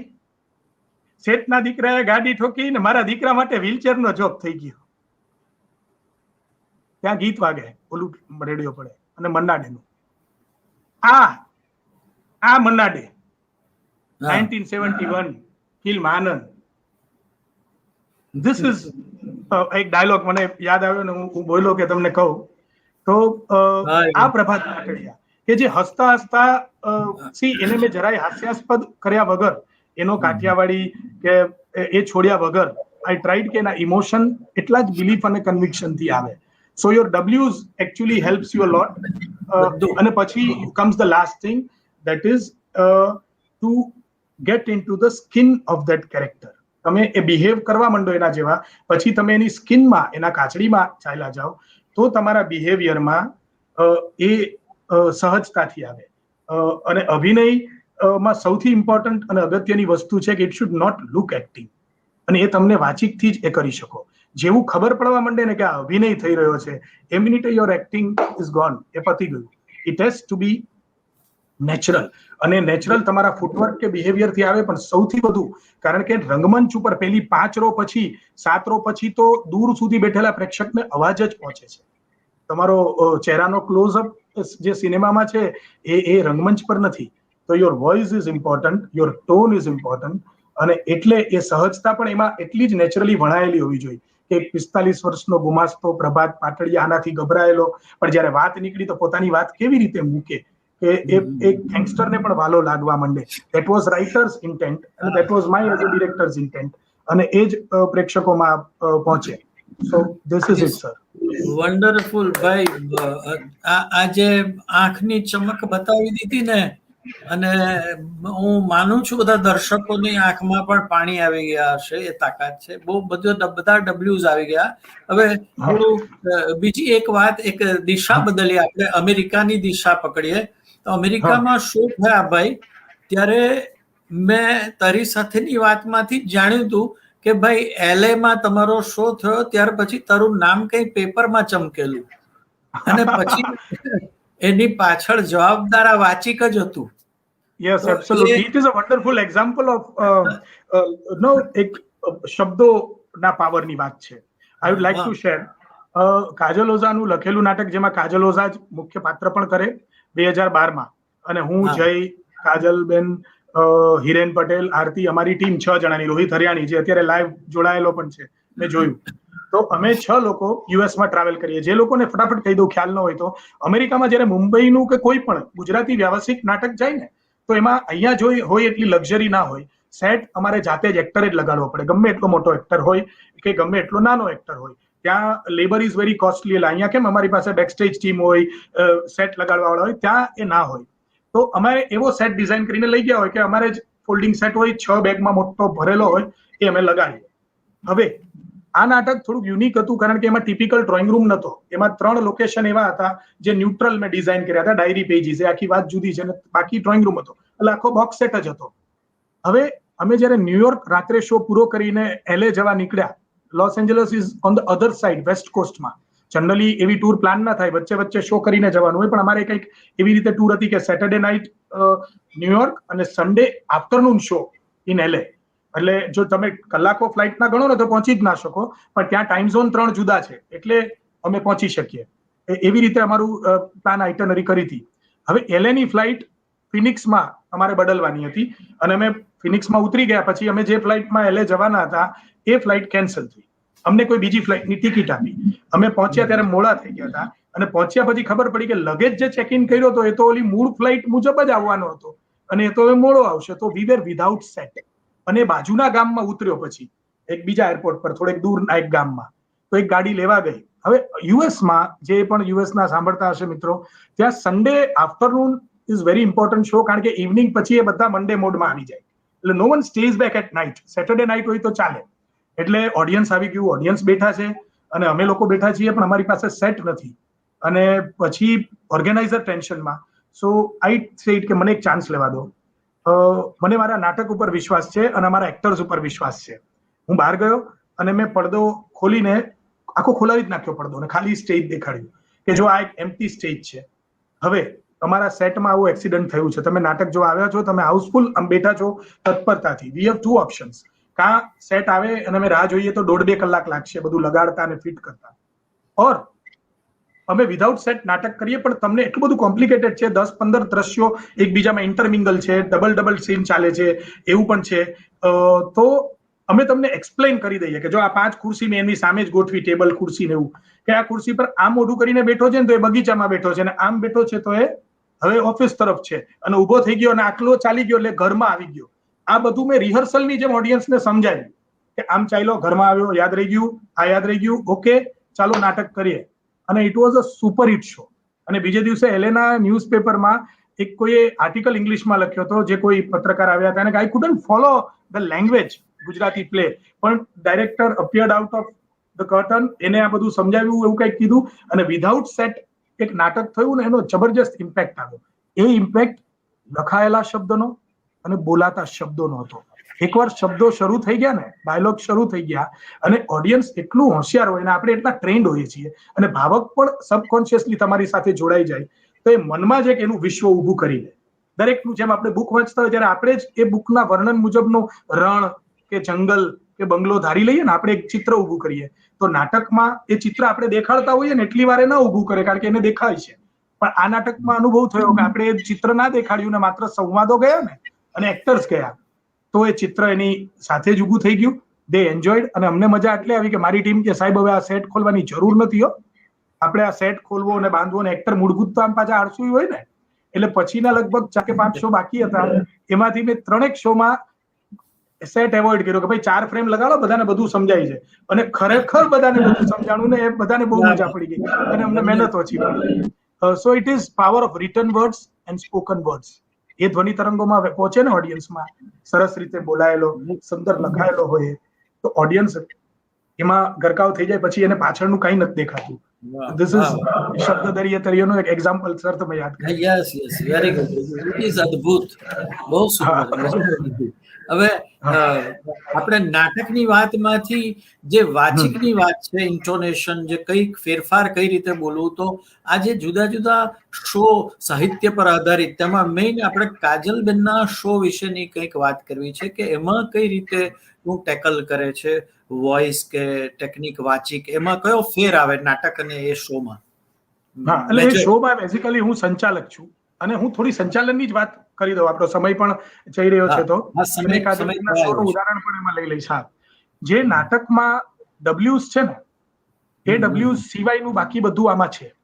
અવાજ સંચાલક તરીકે જ્યારે વિરલરાજ કોમ્યુનિકેટ કરે, તો મારે હવે કોઈનું પાત્ર નથી કરવાનું, તો અવાજ તો મારે તોય એક મારો અવાજ ઓળખીને એનો યુઝ મારે કરવાનો છે. પછી આવે મારી ભાષા શુદ્ધિ, મારા આરોહ અવરોહ, આ બધું કોમન રહે છે સર. ઓનલી થિંગ ઇઝ ત્યાં હું આ બધા ડબલ્યુ ભૂલી જાઉં છું એવું નથી, પણ ત્યાં હું એ ડબલ્યુ બધા એકમાં સમાવી દઉં છું કે તમારી સાથે જ્યારે સંચાલક વિરલરાજ વાત કરે તો it is not any actor, એ વિરલરાજ વાત કરે છે. હવે એમાં સૌથી વધુ ઇમ્પોર્ટન્ટ છે એમાં મારે વ્યક્ત થવાનું છે. મારે જો હું આર્ટિફિશિયલ લાગુ, હું સંચાલક, ઘણા યંગ મિત્રો પણ સાંભળતા હશે, અને મેં એક જ વસ્તુ કરી છે, આઈ હેવ નેવર સાઉન્ડેડ આર્ટિફિશિયલ. મેં ઘણાને હું જોઉં ને, મને બહુ આમ ક્યારેક હસવું આવે, દુઃખ પણ થાય, એ પરાણે બેઝમાં બોલે કે હું સંચાલક થયો એટલે મારે બેઝમાં જ બોલવાનું. આજ કા યે નગમા હમ સુનેંગે મોહમ્મદ રફી કા, એ નથી કરવાનું. It is not to be done like that. બીજું, આર્ટિફિશિયલ સાઉન્ડ એટલે પણ નથી કરવાનું કે તમે તમારો અવાજ ના બદલો, તમે તમારી બોલી ના બદલો. હવે ત્યાં એક પ્રશ્ન આવે કે હું કાઠિયાવાડનો છું, હું જામનગરનો છું, તો હું જેવું જામનગરમાં કે કાઠિયાવાડમાં બોલાતી ભાષાથી જ સંચાલન કરીશ, તો કવિ સંમેલન હોય, સુગમ સંગીત હોય, તમે કહ્યું હોય કાજલબેનનો મારો શો, જેની વાત હું થોડી કરીશ ડિટેલમાં, એવા કોઈ શોમાં હું એવી ભાષા બોલું તો એ એક્સેપ્ટેબલ નથી. ત્યાં મારે શુદ્ધ ગુજરાતી બોલવાની છે, સાચી ગુજરાતી. પણ મારો લહેજો અગેન વિલ પોકાડીને કહેશે કે આ માણસ કાઠિયાવાડનો છે, ભલે હું શુદ્ધ ગુજરાતી બોલીશ તો મારે એ નેચરલ રહેવા દેવાનો છે. એમાં પણ હું કૃત્રિમતા લઈ આવું, ચીપીને બોલું, તો જ સંચાલન સારું થાય. એ થિયરી મને ગળે નથી ઉતરતી, ને કદાચ મારો યુએસપી પણ એ છે કે આઈ એમ વેરી અપફ્રન્ટલી વેરી નેચરલ. હું મને જે ટોનમાં વ્યક્ત થવું ગમે, ને તમે જેટલા નેચરલ હો ને, કુદરતી, કૃત્રિમ ના હો, અવાજથી કે તમારા ટોનથી. હું ઘરમાં ચીપીને બોલતો હોઉં તો વાત ઠીક છે, મારી પહેલાથી જ એવી અપબ્રિંગિંગ હોય અને એ મારો લહેજો હોય તો વાત ઠીક છે, પણ હું એવો હોઉં નહીં. પણ મને જેવું કાગળિયું હાથમાં આવે કે આ તમે સંચાલક કરવાના છો, એટલે અમારે કાઠિયાવાડમાં તો એવું થાય કે સંચાલનની વ્યાખ્યા એવી છે, એટલે કોઈ બંધબેસતી પાઘડી પહેરે તો વાંધો નહીં, આપણે પહેરી લેશે, સાંભળશે તો, કે એ લોકો છે ને બધા સૌ મીંડાના કરી નાખે કે આજની આ શુભ સવારે આપ સૌનું સ્વાગત છે. એટલે એમ થાય કે હું બહુ શુદ્ધ બોલવા માંડો, અને ઓડિયન્સે 50% એમ લાગે કે ભાઈ સરસ બોલે છે, એનું આમ કામકાજ સરસ છે, આમ એકદમ ચીપીને બોલે છે. પણ દેટ ઇઝ રોંગ. અહીંયા તમારી ભાષા શુદ્ધિ બહુ ઇમ્પોર્ટન્ટ છે. અને એના માટે સર હું શું કરું છું, હવે કોઈને મને નથી કહેતું, પણ હું સ્કૂલ ડેઝથી આ શીખી ગયો હતો, અને કોલેજમાં ખાસ, કે હું નોર્મલી પણ કાઠિયાવાડમાં બોલાતું હોય ને એ ગુજરાતી નથી બોલતો. ઓફિસમાં કોઈને મળું ત્યારે, મારા ઘરે, તો હવે કોઈને પેલા નહીતર એવું શરૂ કરત ને અત્યારે કે સંચાલન કરવું છે એટલે હું ઘરે એવું ગુજરાતી બોલું તો બધાને દોઢ ડાયો લાગે કે ભાઈ તું ચીપીને બોલ, મેન તું આપણા જેવું બોલ ને ભાઈ, બરાબર. પણ હવે હું એ મારા નેચરલમાં સહજ રીતે મેં ભણી લીધું છે કે હું સાચું ગુજરાતી સાંભળું, વાંચું અને સાચું જ બોલું. તો એ જ્યારે મારા રેગ્યુલર લાઈફમાં વણાઈ જાય, તો ઘરનાને કે ઓફિસમાં કે ક્યાંય કોઈને મળું તો કૃત્રિમ નથી લાગતું. અને પછી મંચ ઉપર પણ મારે એ કૃત્રિમતા લાવવી નથી પડતી કે હું ગુજરાતી શુદ્ધ બોલું. આમ તો હું દેશી બોલું છું, અત્યારે હું આવું બોલું. આ પહેલી વસ્તુ. ભાષા શુદ્ધિ પછી જે નાટકનો ગુણ સંચાલનમાં કામ આવે છે ને, એ જે વાત મેં નાટકમાં જાણી જોઈને નહોતી કરી, જે હું અહીંયા કરવા માંગીશ, જે ટોનેશનમાં મેં આરોહની વાત કરીને, જે નાટકમાં તો આપણે બહુ વાપરીએ છીએ પણ સંચાલકે પણ વાપરવી જોઈએ, એ છે યુઝ ઓફ પોઝિસ. તમારા પોઝનો ઉપયોગ. નાટકમાં ઇન્ટોનેશન, કોઈ સંવાદમાં કયા શબ્દ ઉપર તમે વજન આપો છો એના આધારે હોય. હવે તમે એક બહુ જે આપણે જૂના રંગભૂમિના નાટક જોયો તો દરેક શબ્દ ઉપર અથવા તો જરૂરી હોય ને વચન આપે કે રાજન બહાર નીકળો, એટલે બહાર ઉપર મેં વજન આપ્યું. હવે કો કેમ કે રાજન બહાર નીકળો તો નીકળો ઉપર વજન આપ્યું, રાઈટ? પણ આ વજન દર વખતે જોરથી બોલીને જ અપાય એ જરૂરી નથી. અત્યારે જે નેચરલ થિયેટર એક્ટિંગની મેં વાત કરી એમાં possess how you can use. કોઈ પણ શબ્દને તમારે પહોંચાડવો છે વધારે અંડરલાઈન કરીને, વધારે બોલ્ડ કરીને, તો એક ટેકનિક તમે એને મોટેથી બોલો એ છે કે તમે વચ્ચે એને વજન દો, જે સહજ નથી લાગતું. તો એને કેવી રીતે જુદું પાડવું? તો એની એક બીજી ટેકનિક છે જે સંચાલનમાં પણ હું બખૂબી વાપરું છું. એ છે એ શબ્દ પહેલા પોઝ લઈને, અરે ક્યારેક વાક્યના અંતમાં આવે એવી રીતે શબ્દ વાપરીને પછી પોઝ લિંગર થવા દઈને. એટલે pause before the word, pause after that word actually underlines that word. એ શબ્દને વજન આપે. એટલે હું જ્યારે સંચાલનમાં એમ કહેવા માંગતો કે સ્વાગત છે આપ સૌનું અમારા આજના શોમાં અકીલા ઇન્ડિયા ઇવેન્ટ્સમાં, તો મેં બે ટેકનિક વાપરી. અકીલા ઇન્ડિયા ઇવેન્ટ્સ એનો મેં ટોન છૂટો પાડી નાખ્યો. પહેલા હું શું બોલ્યો, સ્વાગત છે આપ સૌનું અકીલા ઇન્ડિયા ઇવેન્ટ્સમાં, એટલે મેં પેસ બદલી નાખી. હવે હું છૂટું પાડીને બોલ્યો અને પછી મેં પોઝ લઈ લીધું અને પછીનું વાક્ય પછી બોલીશ, સ્વાગત છે આપ સૌનું આજના અમારા શોમાં અકીલા ઇન્ડિયા ઇવેન્ટ્સમાં. આજનો કાર્યક્રમ કવિતાનો કાર્યક્રમ છે, એ પછી હું બોલું. ક્યાં વાત? તો મારે બે જગ્યાએ વજન થઈ ગયું. અકીલા ઇન્ડિયા ઇવેન્ટ્સ નો થ્રો થયો અને પછી આજનો કાર્યક્રમ મારો ટોન્સ મેં ચેન્જ કર્યો. મારું વોલ્યુમ લો છે તો પણ એટલા જ અંડરલાઈન સાથે તમારા સુધી પહોંચ્યો. સંચાલક તરીકે પણ અવાજના આરોહરો, યુઝ ઓફ પોઝ એ બહુ ઇમ્પોર્ટન્ટ છે. બીજું, સંચાલક તરીકે શબ્દની વાત આવે ને ત્યારે એક બીજું યાદ રાખવાનું છે કે નાટકમાં ડાયલોગ્સ લેખકે લખ્યા છે, એટલે કોકે તમને આપ્યા છે, પણ એ આત્મસાત કરીને તમારે એ પાત્ર સહજ બોલતો હોય એમ બોલવાના છે. તો એ સંવાદ તમારા નથી, એ પાત્રના છે, લેખકે આપેલા છે, પણ એ પાત્ર બોલી રહ્યો છે, સંચાલક પોતે બોલી રહ્યો છે.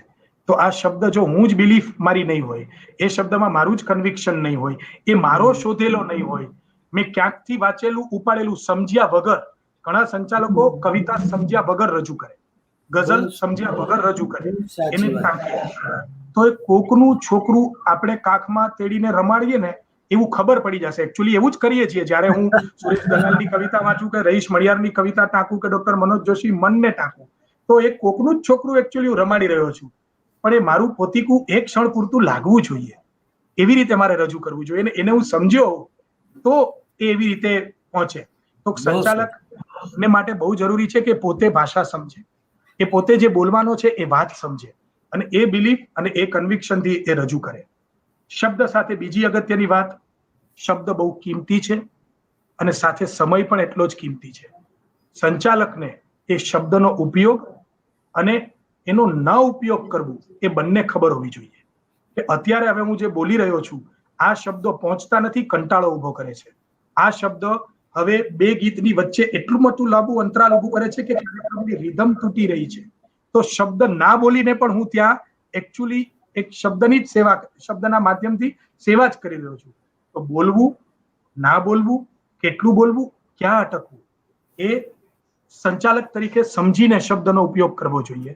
અને ત્યાં અગેન સર પિયુષભાઈ, મને નાટકની ટ્રેનિંગ કામ આવે છે. આપણા અંદર એક રિધમ ક્લોક હોય, ડિરેક્ટરને ખબર હોય, જ્યારે સીન સેટ કરીએ નાટકમાં રન થ્રુ જોઈએ ને એક પછી એક, તો આપણને ખબર પડે અહીંયા નાટકે ઝોલ ખાધો, આ સીન ક્રિસ્પ કરવો પડશે, આને એડિટ કરીએ, આ સીન ટૂંકો કરીએ, આ સ્ક્રીન વચ્ચેનો બ્રિજ બનાવી દઈએ, આ બે સીન વચ્ચેનો. અને આપણે કરતા હોઈએ છીએ. સંચાલક એ લાઈવ કરવાનું હોય કે આ ગીત બહુ યાર લોકોમાં કંટાળો થઈ ગયો આ ગીતમાં, તો મારે મારી વાત હળવી કરી દેવાની હોય. અને ક્યારેક લોકો એટલા પ્રવાહમાં હોય એ ગીત પછી કે તરત તેને બીજું ગીત દેવાનું જ હોય, એમાં વચ્ચે મારે ન બોલવાનું હોય અને કદાચ મારી બોલવાની ફરજ હોય એ ગીત પહેલા, કારણ કે ગાયકને પણ ગળું બળું સરખું કરવાનું હોય. તો એટલું ટૂંકું, એટલું સચોટ કે માત્ર આમ પરોવી જ દેવાનું હોય એક ગીતમાંથી બીજા ગીતમાં, રિધમ ના તૂટવા દેવાની હોય. એ રિધમ સેન્સ હોવી જોઈએ. મને એ બહુ કામ આવે છે. હું સંચાલક તરીકે મને કોમ્પ્લિમેન્ટ મળે કે ના મળે, મને ક્યારેય એવી ગાળ એવું ક્યારેય નથી આવ્યું. તમે બે ગીત વચ્ચે વક્તા થઈ જાઓ છો એવું મને કોઈ દિવસ ક્યારેય નથી કહેવામાં આવ્યું. કારણ કે આઈ નો ધેટ રિધમ, મારી અંદર ઓલી રિધમ બેલ વાગવા માંડે કે ભાઈ કટ, હવે નેક્સ્ટ સીન આ છે, કટ, નેક્સ્ટ સીન આ છે. સો ઇટ હેલ્પ્સ અ લોટ. એ છે. હવે કાજલબેનના શોની વાત કરું, it is just information I like to give. મુંબઈના રંગભૂમિ પર કમર્શિયલ નાટકો ચાલતા હતા, એમાં મેં એક શો ડિઝાઇન કર્યો, હે જિંદગી ગલે લગા લે. એમ રમતા રમતા મારા ને કાજલબેન થી થઈ ગયો એક કાર્યક્રમ, અને પછી અમે કમર્શિયલી સંજય ગોરડિયાને બહુ રસ પડ્યો અને કૌસ્તુભ ત્રિવેદીએ જોયો તો એને પણ મજા પડી ગઈ. તો એ બંને કમર્શિયલી પ્રોડ્યુસ કર્યો એ શો. એ નાટક નથી પણ કાજલ ઓઝા વૈદ સાથે અમે જીવનની વાતો કરીએ છીએ, એ જિંદગી ગલે લગા લે અને હિન્દી ફિલ્મોના ગીતોની સાથે. અને ગીતો સ્ક્રીન પર આવતા જાય, અમે બંને વાતો કરતા જઈએ. એમાં મારો રોલ એમ આખા શોના 100% ગણો તો બોલવા માટે 20% ગીતો છે, 15 થી 20% હું બોલું છું અને 60% કાજલ ઓઝા બોલે છે, કારણ કે એનો શો છે. પણ I am the bridge between Kajal Oza, that song, અને મૂળ વિષય. તો એમાં અમે જિંદગીને અલગ અલગ રીતે ખોલીએ છીએ, જિંદગીના ક્વેશ્ચન્સથી, અને એની વાત ભણીએ છીએ. અને એનું સંચાલન કે ઇન્ટરેક્શન, વાર્તાલાપ એ હું કરું છું. એના લગભગ 80 જેટલા શો મુંબઈ અને સુરત ને એમ થયા છે. અમદાવાદ પછીનો આખો પટ્ટો બાકી છે, અને એ દરમિયાન આ લોકડાઉન ને બધું થયું છે, એટલે લેટ સી એ થશે પાછળથી. So this is something about anchoring. હવે એન્કરિંગમાં બીજી એક ટીપ સર વાત કરી દો. 1 કલાક થઈ ગઈ છે, can we continue for 5-10 minutes more? એટલે કહું છું એન્કરિંગનો 1 કલાકની ક્લોક દેખાય છે, 9:30 થઈ ગયા. આપણી પાસે 9:30 થઈ ગયા છે, પણ આપણે ઉપર બીજી 5-10 મિનિટ લઈએ તો વાંધો નહીં. તો ફટાફટ એક એક્ઝામ્પલ ખાલી એક જ આ જે નમસ્તે ટ્રમ્પમાં વિરલે પોતે મુખ્ય એન્કરની ભૂમિકા ભજાવી હતી. વિરલ, નાટકમાં પ્રેક્ષકો દર્શકો સામે પ્રતિભાવ આપણને મળતા હોય અને બીજા સંચાલનો જે કરે કાજલબેનનું કે તે સામે પ્રેક્ષકોના પ્રતિભાવ જોઈ શકતા હોઈએ. નમસ્તે ટ્રમ્પમાં લાખોની મેદની, તો એને જજ કરવું, આ તેને એ અનુભવ એક 2-4 મિનિટ 3 મિનિટ આપણે જોઈ લઈએ કંઈક. ઓકે, નમસ્તે ટ્રમ્પનો જે શો હતો, ટ્રમ્પ અને મોદી સાહેબ આવ્યા એ પહેલા સ્ટેડિયમમાં, એ હોસ્ટ કરવાનો મને મોકો મળ્યો હતો.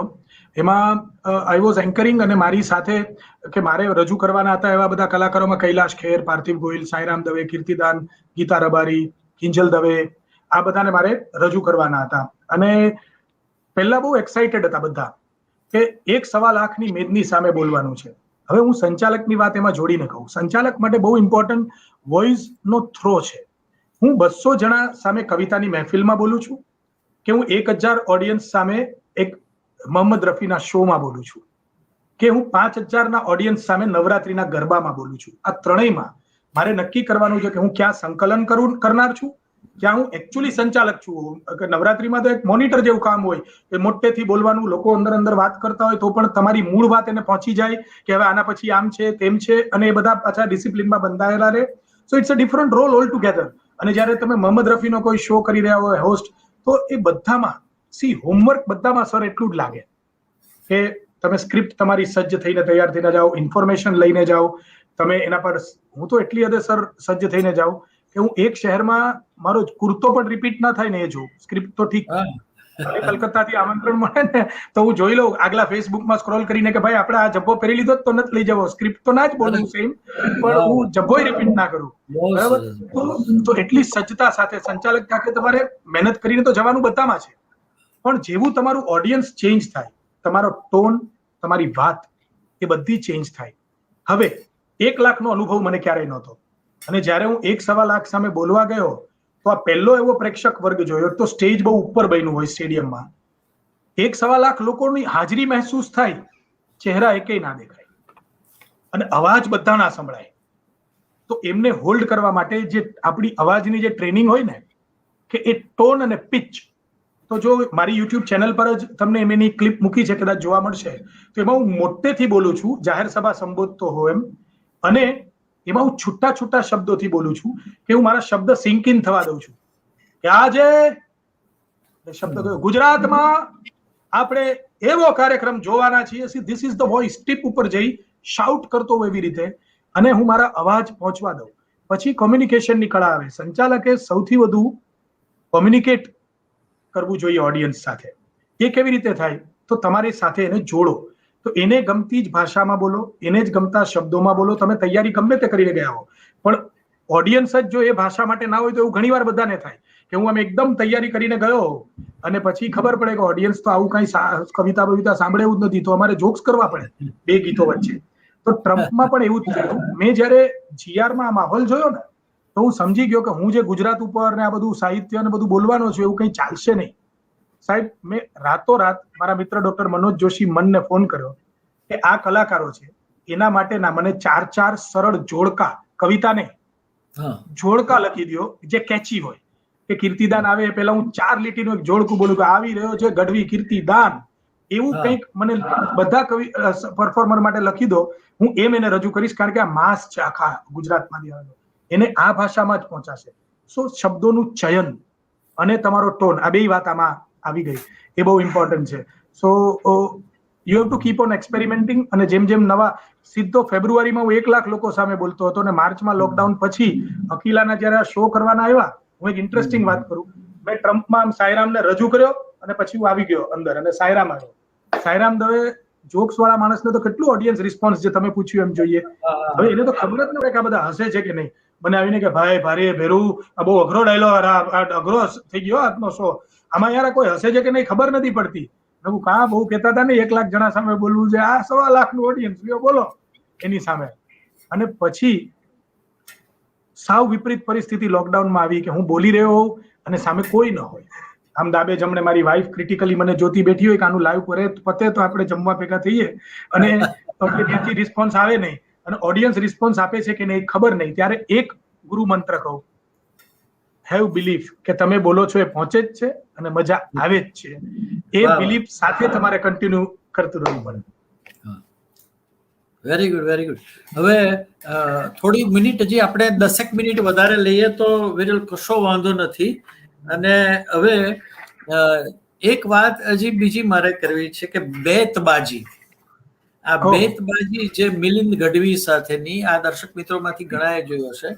સાથે દર્શક મિત્રોને બીજી પણ એક વાત કહું કે આજે તમે જે માણી રહ્યા છો અને સમજી રહ્યા છો, કંઈક કેટલું શીખી રહ્યા છો આની પાસેથી, વિરલ પાસે, તો યુટ્યુબ પર ખાલી તમે સર્ચ મારો વિરલ રાજ અને એની વાર્તાવાર રવિવાર અને બીજા લેક્ચર, બીજું કોકોનટ થિયેટરની એણે જે વાત કરી, તે કોકોનટ થિયેટર સિઝન 1, 2, 3 એમાં થિયેટર પર્સન્સ, દિગ્ગજોથી માંડીને અનેક લોકોના તમારાને વક્તવ્યો કલાકના, અડધો કલાકના સાંભળવા મળે. જે થિયેટર પર્સન, ઇવન તમને શબાના આઝમી કે જાવેદ અખ્તરને એ લોકોના લેક્ચર્સ તમને, મકરંદ દેશપાંડે ને એના લેક્ચર્સ હોય, તો એમાં કોકોનટ થિયેટર વિરલને પણ એ લેક્ચર માટે ઇન્વાઇટ કરે છે. વિરલનું પણ કોકોનટ થિયેટર પર લેક્ચર સાંભળવાનું, વિરલે ટેડ ટોક પણ આપી છે, એ પણ સાંભળજો. મારી એક સૂચન છે, નમ્ર અરજ છે, તમને ગમશે. હવે બેતબાજી મિલિંદ ગઢવી સાથે, તો એના અંગે કંઈક મજા આવે, કંઈક શેર શાયરી થાય ને એમાં બી પછી પંચની વાત આવે છે, વાચિકની વાત આવે છે. એબ્સોલ્યુટલી. મંચ ઉપરથી રજૂ થતી કોઈ પણ વાતમાં એકચ્યુઅલી ક્રાફ્ટ અને ટેકનિક હોય જ છે. એ વગર કઈ રજૂ થતું નથી. એ ક્રાફ્ટ તમે અનુભવે શીખતા જાઓ તો પણ સારું, અને ક્યાંક ટેકનિકલી શીખો તો પણ ખોટું નથી. ગઝલ અને કવિતા એ મારો ગમતો વિષય, અને મને બહુ વાંચવી ગમે. લખવાના પ્રયત્નો કર્યા હતા અને એમાં ખબર પડી ગઈ કે આપણે આ નહીં ફાવે, એટલે એ પછી બહુ ઓછું થઈ ગયું લખવાનું. But still I love to read and present them. કવિતામાં, લાઘવમાં, ખાસ કરીને ગઝલમાં તમારી વાત, તમે એક શેરમાં બહુ મોટી વાત કહી શકો 2 લાઈનમાં. તો જ્યારે તમે સંચાલન કરતા હો ત્યારે તમે કોઈ વાત ચોટદાર રીતે, સરસ રીતે પહોંચાડવા માંગતા હો, તો કવિતા અને ખાસ કરીને ગઝલ કે એના શેર એ બહુ હાથવગું સાધન રહ્યું છે. એટલે નાનપણથી જ જ્યારે પણ સંચાલન કરું તો હું ગઝલનો કે શેરનો કે એનો ઉપયોગ કરું. હવે કોકટેલ દેશી સિઝન 2 અમારે કરવાનું આવ્યું અકીલા માટે. સિઝન 1 મેં ડિઝાઇન કરી હતી, 2 પણ મેં ડિઝાઇન કરી. એ કોકટેલ એવું છે કે જેમાં ગુજરાતી કવિતા, સંગીત અને એવું બધું અમે ભેળવીએ. તો કોકટેલ દેશી સિઝન 2માં મંચ ઉપર તમે સાંભળશો કે તો આમાં શું હશે, તમને એવું લાગે, હું મિલિંદ, સૌમ્ય જોશી, જીજ્ઞા, ચેતર ધનાણી અને એક મ્યુઝિક બેન્ડ અને કવિ હિતેન આનંદપરા.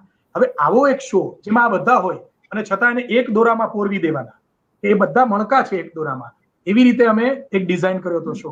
એમાં બેઝિકલી આઈડિયા મિલિંદ લઈને આવ્યો હતો કે ઉર્દુમાં જેમ બેતબાજી થાય છે એમ આપણે બે એક બેતબાજી જેવું કંઈક કરીએ તો. So it is originally Milind's idea.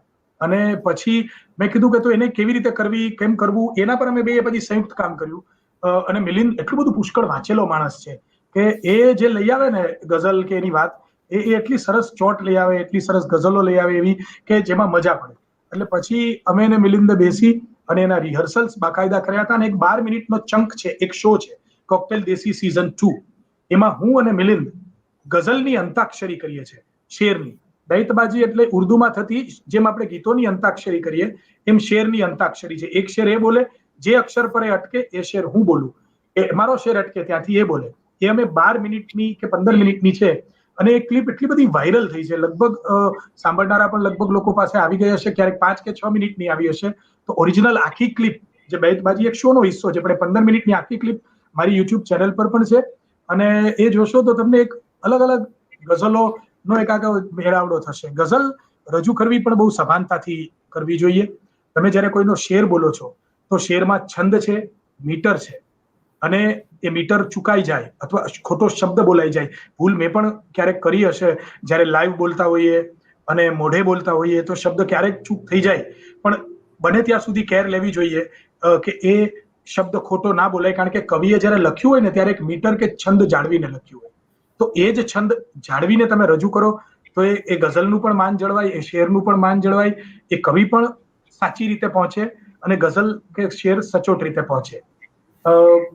એવી તમે વાત કરી તો હું સંચાલનમાં જે બોલતો હોઉં છું, ઘણી બધી બોલતો હોઉં છું, તો દીપ્તિ મિશ્રા મારા એક પ્રિય ગઝલકાર છે. દીપ્તિજી બહુ અચ્છા એક્ટર પણ છે ને હિન્દી ઉર્દુ લખે છે. તો એની જ ગઝલના બે શેર મને યાદ આવે તો હું કહું કે લાંબી બહેરની ની ગઝલ છે કે वो नहीं मेरा मगर उससे मोहब्बत है तो है, वो नहीं मेरा मगर उससे मोहब्बत है तो है, ये अगर रस्मो रिवाजों से बगावत है तो है. હવે તમે જ્યારે ગઝલનો કોઈ પણ શેર બોલો ને તો આ યાદ રાખજો કે એમાં મીટર છે, એક છંદ છે. તમને ઓટોમેટિક એ છંદમાં વાંચશો ને તો જ છંદમાં બોલતા ફાવશે કે દા રા રા રા રા રા રા રા રા રા રા રા રા રા રા તા રા રા રા તા રા રા રા રા રા રા રા રા રા. પછી તમે એમાં ભાવ એક લિમિટેડ માત્રામાં એડ કરી શકો છો. તમારો પોતાનો મૌલિક એક લહેજો હોય, એ કહેવાની છટા હોય, પણ આવી રીતે સમજીને રજૂ થાય તો શેર વધારે બળકટ રીતે પહોંચતા હોય છે. બહુ સરસ વિરલ. અને હવે માત્ર આપણી પાસે થોડી મિનિટો બાકી છે, તો એની અંદર બસ કંઈક બીજી નાની એવી વાચિકને લગતી વાત, વાચિકમની જે વાત છે, ઘણા બધા અહીંયા આગળ બહુ સારી સારી કોમેન્ટ્સ પણ આવે છે. અમારા જેયુ મહેતા સાહેબે કીધું કે શરૂઆતમાં જ અડધો કલાક થયો ત્યાં કે you have within the first half an hour you have mesmerised us. એ પ્રકારની ઘણી બધી કોમેન્ટ છે અને પ્રશ્નો હું લઈ શકું એમ નથી. પણ મારે વાત એ કરવી કે નાટક, એક સવાલ એવો પણ આવ્યો કે ભાઈ તમારા વ્યવસાયમાં નાટક કઈ રીતે કામ લાગે છે, પણ કદાચ હટકે કોઈ સ્ટુડન્ટ રાદડિયા કરીને કોઈ બેન છે, એનો સવાલ હતો કે વ્યવસાયનો વકીલાતમાં એમાં વાચિકની થોડી વાત જો કે વણી શકાતી હોય તો હું બે વાત વણી દઉં. બે વાત એટલે આપણે 3-4 મિનિટમાં તો આપણો વિષય પૂરો થાય. આમ તો હું પણ થોડું વાચિકની નોટ સાથે જ છું. મેં અત્યાર સુધી અભિનયની વાત કરી, સંચાલનની વાત બહુ ડિટેલમાં કરી. મારી યુટ્યુબ ચેનલની તમે સર વાત કરી, યુટ્યુબ વિરલ રાજની મારી જે ચેનલ છે એમાં ગયા મે મહિનામાં મેં વાર્તા કહેવાની શરૂ કરી. વાર્તા જ્યારે હું કહું તો એ વાચિક થોડું જુદું છે. એમાં મારે એ ધ્યાન રાખવાનું છે કે મારે અભિનય નથી કરવાનો અને છતાં ભાવ સાથે વાર્તા કહેવાની છે. Now that is very difficult. I am a storyteller, but I don't have to forget that I am telling a story. I am not that character. હું એ પાત્ર નથી ભજવતો. એ બેલેન્સ એક રેખા દોરીને મનમાં કરવું પડે. એના માટે શું કરવાનું? એક્ટિંગ માટે એમ કહેવાય A+B should be C. એ તમારી એક્ટિંગની ટેકનિક છે, બી તમારું સ્વયંનું ચરિત્ર છે, તમે વિરલરાજ કે પિયુષભાઈ કે કોઈ પણ, એ તમારી સ્કિલ છે. બી તમે પોતે છો. એ બે ભેગા થઈને સી ઉત્પન્ન થવું જોઈએ, કેરેક્ટર.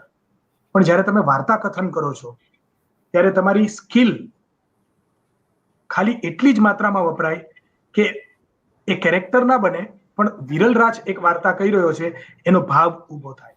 મને ક્રિટિસિઝમ પણ મળે, મારા ઘરમાંથી જ પહેલા મળે કે તમને જ એક વાર્તા બહુ ગમી હતી, એ મને ઘરેથી ક્રિટિસિઝમ મળ્યું હતું કે આ તું હવે મોનોલોગ કરવા માંડ્યો, મોનો એક્ટિંગ કરો, આ નાટક નથી, મોનો એક્ટિંગ છે, તું એક્ટિંગ કરવા માંડ્યો, ડોન્ટ ડુ ધેટ. હા, કળપ નાટકમાં એમ કે તું એક્ટિંગ કરવા માંડ્યો છો, તો તરત હું પછીની વાર્તામાં ધ્યાન રાખું કે વાર્તા કહું. તો તમારે ધ્યાન એ રાખવાનું છે કે તમે વાર્તા કથનમાં આ જ બધી સ્કિલ્સને એવા બેલેન્સ સાથે વાપરીને કરો કે you have to remember it is a story which you are telling, અને ભાવ વિશ્વ ઓડિયન્સના મગજમાં ઉઘડવા દેવાનું છે. તમે બહુ વધારે એમાં અભિનય કરવા માંડશો ને તો એનું ઇમેજિનેશન લિમિટ થવા માંડશે. એ પાત્રને તમારા અભિનય જેટલો જ સ્વીકારવા માંડશે કે વિચારવા માંડશે, એની ઇમેજિનેશનને બાંધી ના દો. તમે માત્ર એટલો જ કલર આપો કે ઓડિયન્સનું ઇમેજિનેશન જુદું બને. તો હું વાર્તા વાંચું, એમાં કોઈ એક પાત્ર વાંચું, કળપના માની લ્યો ઇન્સ્પેક્ટરનું, તો એ પિયુષભાઈના મનમાં, રોહિતના મનમાં કે સ્વાતિબેનના મનમાં બધામાં જુદો ઇન્સ્પેક્ટર જો હું જન્માવી શકું, એનો મૂળ કેરેક્ટર આ જ હોય પણ એક પોતાનો, તો હું સફળ. એટલું મારે બેલેન્સ રાખીને વાર્તા વાંચવી પડે. કમિંગ ટુ માય પ્રોફેશન, વ્યવસાય વકીલ છું ને પ્રેક્ટિસિંગ લોયર છું, એટલે પેલો ટેક્સ વકીલ, ટેક્સનો વકીલ અથવા તો દસ્તાવેજ એવું માત્ર કરનારો નહીં, મારે કોર્ટમાં જ રજૂ થવાનું હોય છે. ત્યાં પિયુષભાઈ, મારી આ બધી વોકેબ્યુલરી ને સ્કિલ્સ કામ આવે. તમારી પાસે શબ્દ ભંડોળ બીજા કરતા વધારે હોય, તમારી રજૂઆત કરવાની શૈલી, અવાજ, આરોહરો બધું બીજાથી જુદું હોય, પણ ત્યાં મારે એક ધ્યાન રાખવાનું કે ત્યાં હું નેચરલ અને નેચરલ જ લાગવો જોઉં. હું ત્યાં અભિનય કરતો લાગીશ તો મારા જજને, મારા કોર્ટનું ડેકોરમ નહીં જળવાય. મારે એમાં એક કોર્ટમાં એક વકીલ જેમ રજૂઆત કરે એમ જ કરવાની છે. Of course I use my voice modulation, my throw, my possess, dramatically હું એવું સટલ રીતે યુઝ કરી લઈશ કે મારી વાતને વજન મળે, મારી વાત એક્રોસ ધ ફૂટ સરસ રીતે પહોંચે. મને એના બેનિફિટ્સ મળ્યા છે, પણ એમાં અગત્યનું એ છે કે એ કોઈ સ્ક્રિપ્ટ નથી, તમારા અસીલનો કેસ છે. તો જેમ સ્ક્રિપ્ટમાં તમારે બિલીફ નાખવાની છે, એમ તમે તમારા કેસથી કન્વિન્સ છો, તમારા અસીલના તથ્ય સાથે તમારી બિલીફ જોડો. હું નાટકમાંથી એ શીખ્યો. તો તમે બિલીફ સાથે જ્યારે કન્વિક્શન સાથે જજ સામે રજૂઆત કરો તો એ કદાચ 10% બીજા વકીલ કરતા મારી વધારે પહોંચતી હશે, અને પહોંચે જ છે એવો મને પણ અનુભવ થાય. પણ જેવો હું એમાં કૃત્રિમ લાગવા માંડું ને, આર્ટિફિશિયલ, તો એ હોશિયાર લોકો છે, એમને તરત ખબર પડી જાય કે આ ભાઈ નાટક કરે છે, આ વાતમાં દમ નથી લાગતો, બહુ વધારે નાટકનો સારો લે છે, એટલે આની ફેક્ટ નબળી લાગે છે, કેસ નબળો છે. I don't have to do that. I have to be that precise that I should be natural. અને એ બધી ટેકનિક, અવાજ, આરોહ એમાં કામ આવે છે, પણ એમાં સત્યનો એક વધારે રણકો તમારે ઉમેરવો પડે ટોનમાં. એ જો રણકા સાથે તમારો ઉભા રહ્યો તો તમારા અસીલને વધારે તમે ન્યાય અપાવી શકો. You to add that colour of truth. અને ટ્રુથ છે ને એ કોઈ દી આર્ટિફિશિયલી ના આવે, એ તમારા કેસના ફેક્ટમાં હોય તો જ આવે. બસ તમારે સરસ રીતે લઈ આવવું પડે. એટલા કન્વિન્સિંગ અને સાચા તમે સાઉન્ડે કરવા જો અને રજૂ થવા જો. Thank you very much. Wonderful session. અને એટલી બધી કોમેન્ટ્સ છે અને સવાલો પણ હશે, પણ હું એટલા અત્યારે બધા જ મિત્રો, દર્શક વાચક મિત્રોની માફી યાચના સાથે હું કહું કે એ લઈ શકતો નથી, છતાં એક ખાસ બે વસ્તુનો ઉલ્લેખ કરવો છે કે મુંબઈથી મુંબઈ સમાચારના હેનરી શાસ્ત્રી જોડાયા. એણે લખ્યું, સંચાલનના આ જે બધી વાતો કરી કે જે કમ્પેરિંગ માટેની, માસ્ટર ઓફ સેરેમની, એન્કરિંગની, એ અદ્ભુત ને બહુ સુંદર રીતે આ વાત વણી લીધી. ત્યારબાદ નીલાબેન ભટ્ટ લખે છે કોમેન્ટમાં, સુગંધનો આ દરિયો, સુગંધનો દરિયો ભાષા થકી, જીવતરના શબ્દો ભાષા થકી, આંગિકમ વાચિકમ ભાષા થકી, સપ્તરંગી સંવાદ ભાષા થકી. આ પ્રકારની કોમેન્ટ આવી છે. અને વૈશાલીબેન રાડિયા કરીને કોઈ હતા, એણે પેલા સંવાદ જ્યારે ડાયલોગ ને સાંભળ્યો ત્યારે કહ્યું કે ભાઈ લાઇટ, જે ડ્રામાની લાઈવ ઇફેક્ટ અને સ્મૃતિ એમને તાજી કરાવી દીધી છે. આ રીતનો સંવાદ આપણે આજે માણ્યો. શ્રોતા મિત્રો, આપણે ખૂબ 1 કલાકથી વધારે સમય સુધી વિરલ રાજને માણ્યા, એને ખૂબ સમજ્યા અને ઘણું બધું શીખ્યા હશો. આપ જે યુવા મિત્રો હશે નાટકવાળા, તે લોકો બસ હવે આવા નાટકના કોઈ પણ કલાકારો કે કોઈ પણ કલાકારોને આપણે પૂછીએ કે તમે આવતા જન્મે શું બનશો, તો ફરી પાછા એમ જ કહેશે માટે નાટકનો કલાકાર રંગભૂમિ પાટે જ અવતરવું છે, અવતાર લેવો છે. અને એ વાત સાચી છે. જે સંત મહાત્માઓનું જ્યારે મૃત્યુ થાય ત્યારે આપણને એમ થાય કે એ લોકોને તો ઈશ્વરની સાથેનો મેળાપ છે, ત્યાં ઈશ્વર પાસે જવાના છે એટલે એને આનંદ થશે. પણ કબીરજીને જ્યારે મૃત્યુનું તેડું આવ્યું ત્યારે રડવા માંડ્યા. અને કબીરજીએ જે દુહામાં કહ્યું, રામ બુલાવા ભેજિયા દિયા કબીરા રોય. રામ બુલાવા ભેજિયા દિયા કબીરા રોય, જો સુખ સાધુ સંગ મેં જો વૈકુંઠ ના હોય. આ સાધુ સંગમાં જે સુખ છે વૈકુંઠમાં નથી. આ મારા નાટકના મિત્રો વચ્ચે રંગભૂમિમાં જે સુખ છે એ મને બીજે ક્યાંય નથી, મારે ત્યાં નથી વસવાટ કરવો બીજે ક્યાંય. હું ખૂબ ખૂબ આભારની લાગણી વ્યક્ત કરું. વિરલ, આઈ express my deep sense of gratitude towards you for being with us for more than 1 hour and sharing all your experiences with. Thank you very much. Thanks a lot. શબ્દો કેટલીક વાર words are not enough to express our thankfulness. પણ તે છતાં બધા જ દર્શકો સયાજી વૈભવ library અને અમારા નરેન્દ્ર હીરાલાલ પરેખ જ્ઞાનધામ દ્વારા ખૂબ એમના વતી ખૂબ ખૂબ આભારની લાગણી વ્યક્ત કરું છું. આપણી સાથે થોડી મિનિટો માટે સયાજી વૈભવ લાઇબ્રેરીના પ્રમુખ શ્રી પ્રશાંતભાઈ જોડાવા માંગે છે. આપણે એમની સાથે રહીશું. એનું વક્તવ્ય. પ્રશાંતભાઈ, please. I am audible? Yes. હા, નમસ્તે વિરલભાઈ. આજે તો તમે ખરેખર બરાબર શબ્દના દરિયાનો આનંદ એવો એટલો સુંદર અપાવ્યો કે મને એમ થતું હતું કે મારે આજે નહીં આવવું હોય તો પણ સારું રહી જરા. અને જે અસ્ખલિત વાણી તમારી ચાલતી હતી, ખરેખર ખૂબ આનંદ આવ્યો. નમસ્કાર પિયુષભાઈ, આપને પણ ખૂબ સુંદર સંચાલન કર્યું. મારે આવવામાં આજે માત્ર 2-3 એવા નાના કારણો છે કે અમારી જે સયાજી વૈભવ લાઇબ્રેરી છે, જેને અમે ચેતનાનું કેન્દ્ર ગણીએ છીએ, આખી ગુજરાત ચેતનાનું કેન્દ્ર ગણે છે, આખું ભારત ચેતનાનું કેન્દ્ર ગણે છે. હવે આજે વિદેશોમાં પણ એની નામના ફેલાઈ રહી છે. આને માટે સયાજી વૈભવ જે ગાયકવાડ હતા એ તો ખરા જ, પણ અમારા મહાદેવભાઈ અને જયપ્રકાશભાઈ એમને પણ અમે નહીં ભૂલી શકીએ. કારણ કે એમને કારણે, એમની શીખને કારણે અમે આજે આ નવી ટીમ આખી તૈયાર કરી શક્યા છે.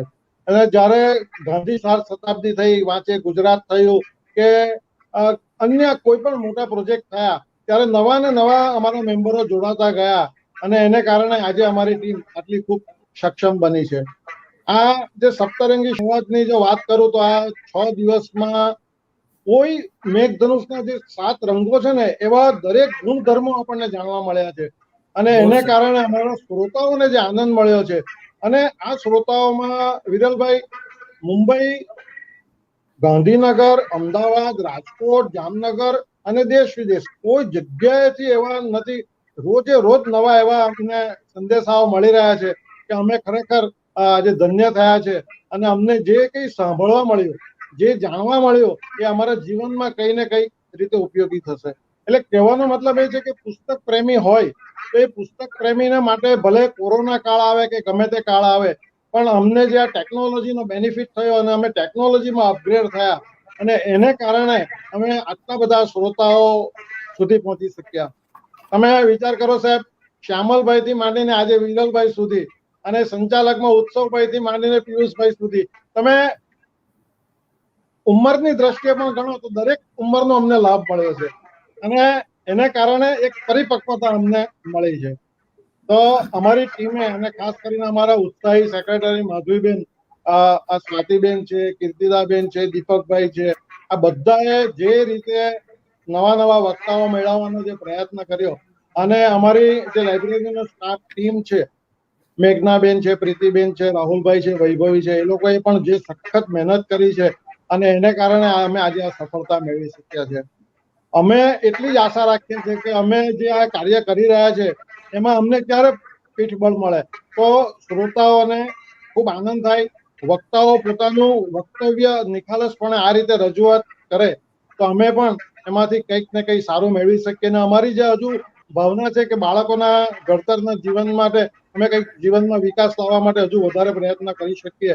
તો એના માટે આ જે આ સપ્તાહની સંવાદ થયો એ ખરેખર અમને એક નવું પ્રેરણાભર પૂરું પાડશે.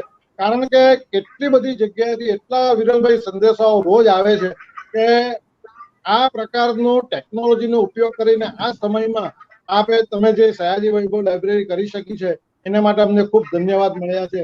તો વધુ તો મારે કંઈ કહેવું નથી. હું આપનો પણ ખૂબ ખૂબ આભાર માનું છું વિરલભાઈ. ખરેખર આજની તમારો જે પણ વક્તવ્ય હતું એ ખરેખર હૃદય સ્પર્શી અને બિલકુલ અસ્ખલિત રહ્યું. એના માટે હું સમગ્ર ટીમ વતી આપનો પણ ખૂબ આભાર માનું છું. પિયુષભાઈ, આપનો પણ ખૂબ આભાર અને અમારી સમગ્ર ટીમનો આભાર, માતા સરસ્વતીનો આભાર અને સમગ્ર શ્રોતાઓ કે જેમને આજ સુધી અમને આટલો સહકાર આપ્યો. હજુ કાલનો દિવસ છે, કાલે સમાપન પણ ખૂબ સુંદર થશે. કાલે સ્વાતિબેન પણ છે, વર્ષાબેન આવવાના છે, એટલે ખૂબ આનંદ જ આવશે.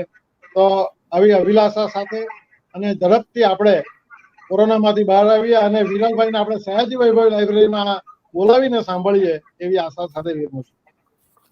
થેન્ક યુ પ્રશાંતભાઈ, ખૂબ ખૂબ આભાર. બહુ મોકાની ને મુદ્દાની વાત કરી. ખાલી નાની છેલ્લી વાત સ્વાતિબેનની કરી તો વિરલે આપણા સ્વાતિબેન નાયકની વાર્તા પણ કીધી છે અને યુટ્યુબ પર છે, જોજો મિત્રો. ખૂબ સુંદર વાર્તા છે સ્વાતિબેનની વાર્તા. 2 વાર્તા છે અને ખાલી સમાપનમાં છેલ્લે મારા હેમલે લખેલું મુક્તક જતા પહેલા મુક્તક લખી ગયેલો, એનાથી સમાપન કરીએ. કલાકારને લગતું જ છે, નાટકના કલાકારને માટેનું છે. એટલે મૃત્યુ પછી કદાચ ડોલી ઉઠું મુશ્કે ટાટ બાંધજો. મૃત્યુ પછી કદાચ ડોલી ઉઠું મુશ્કે ટાટ બાંધજો. પોકારે જો કોઈ મને બોલી ઉઠું મુશ્કે ટાટ બાંધજો. લઈ જાઓ છો એ રસ્તે તમે મારો જનાજો.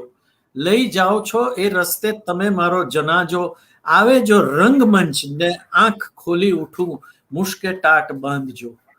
મિત્રો ધન્યવાદ, ખૂબ ખૂબ આભાર. વિરલ ફરી પાછો ખૂબ ખૂબ આભાર, ધન્યવાદ અને શુભ રાત્રિ. આવતીકાલે બહુ સુંદર કાર્યક્રમ સ્વાતિબેન સંચાલન કરવાના છે અને વર્ષાબેન અડાલજા સાથે સંવાદ છે. આવતીકાલે પાછા જોડાજો. શુભ રાત્રિ, ખૂબ ખૂબ આભાર. Thank you.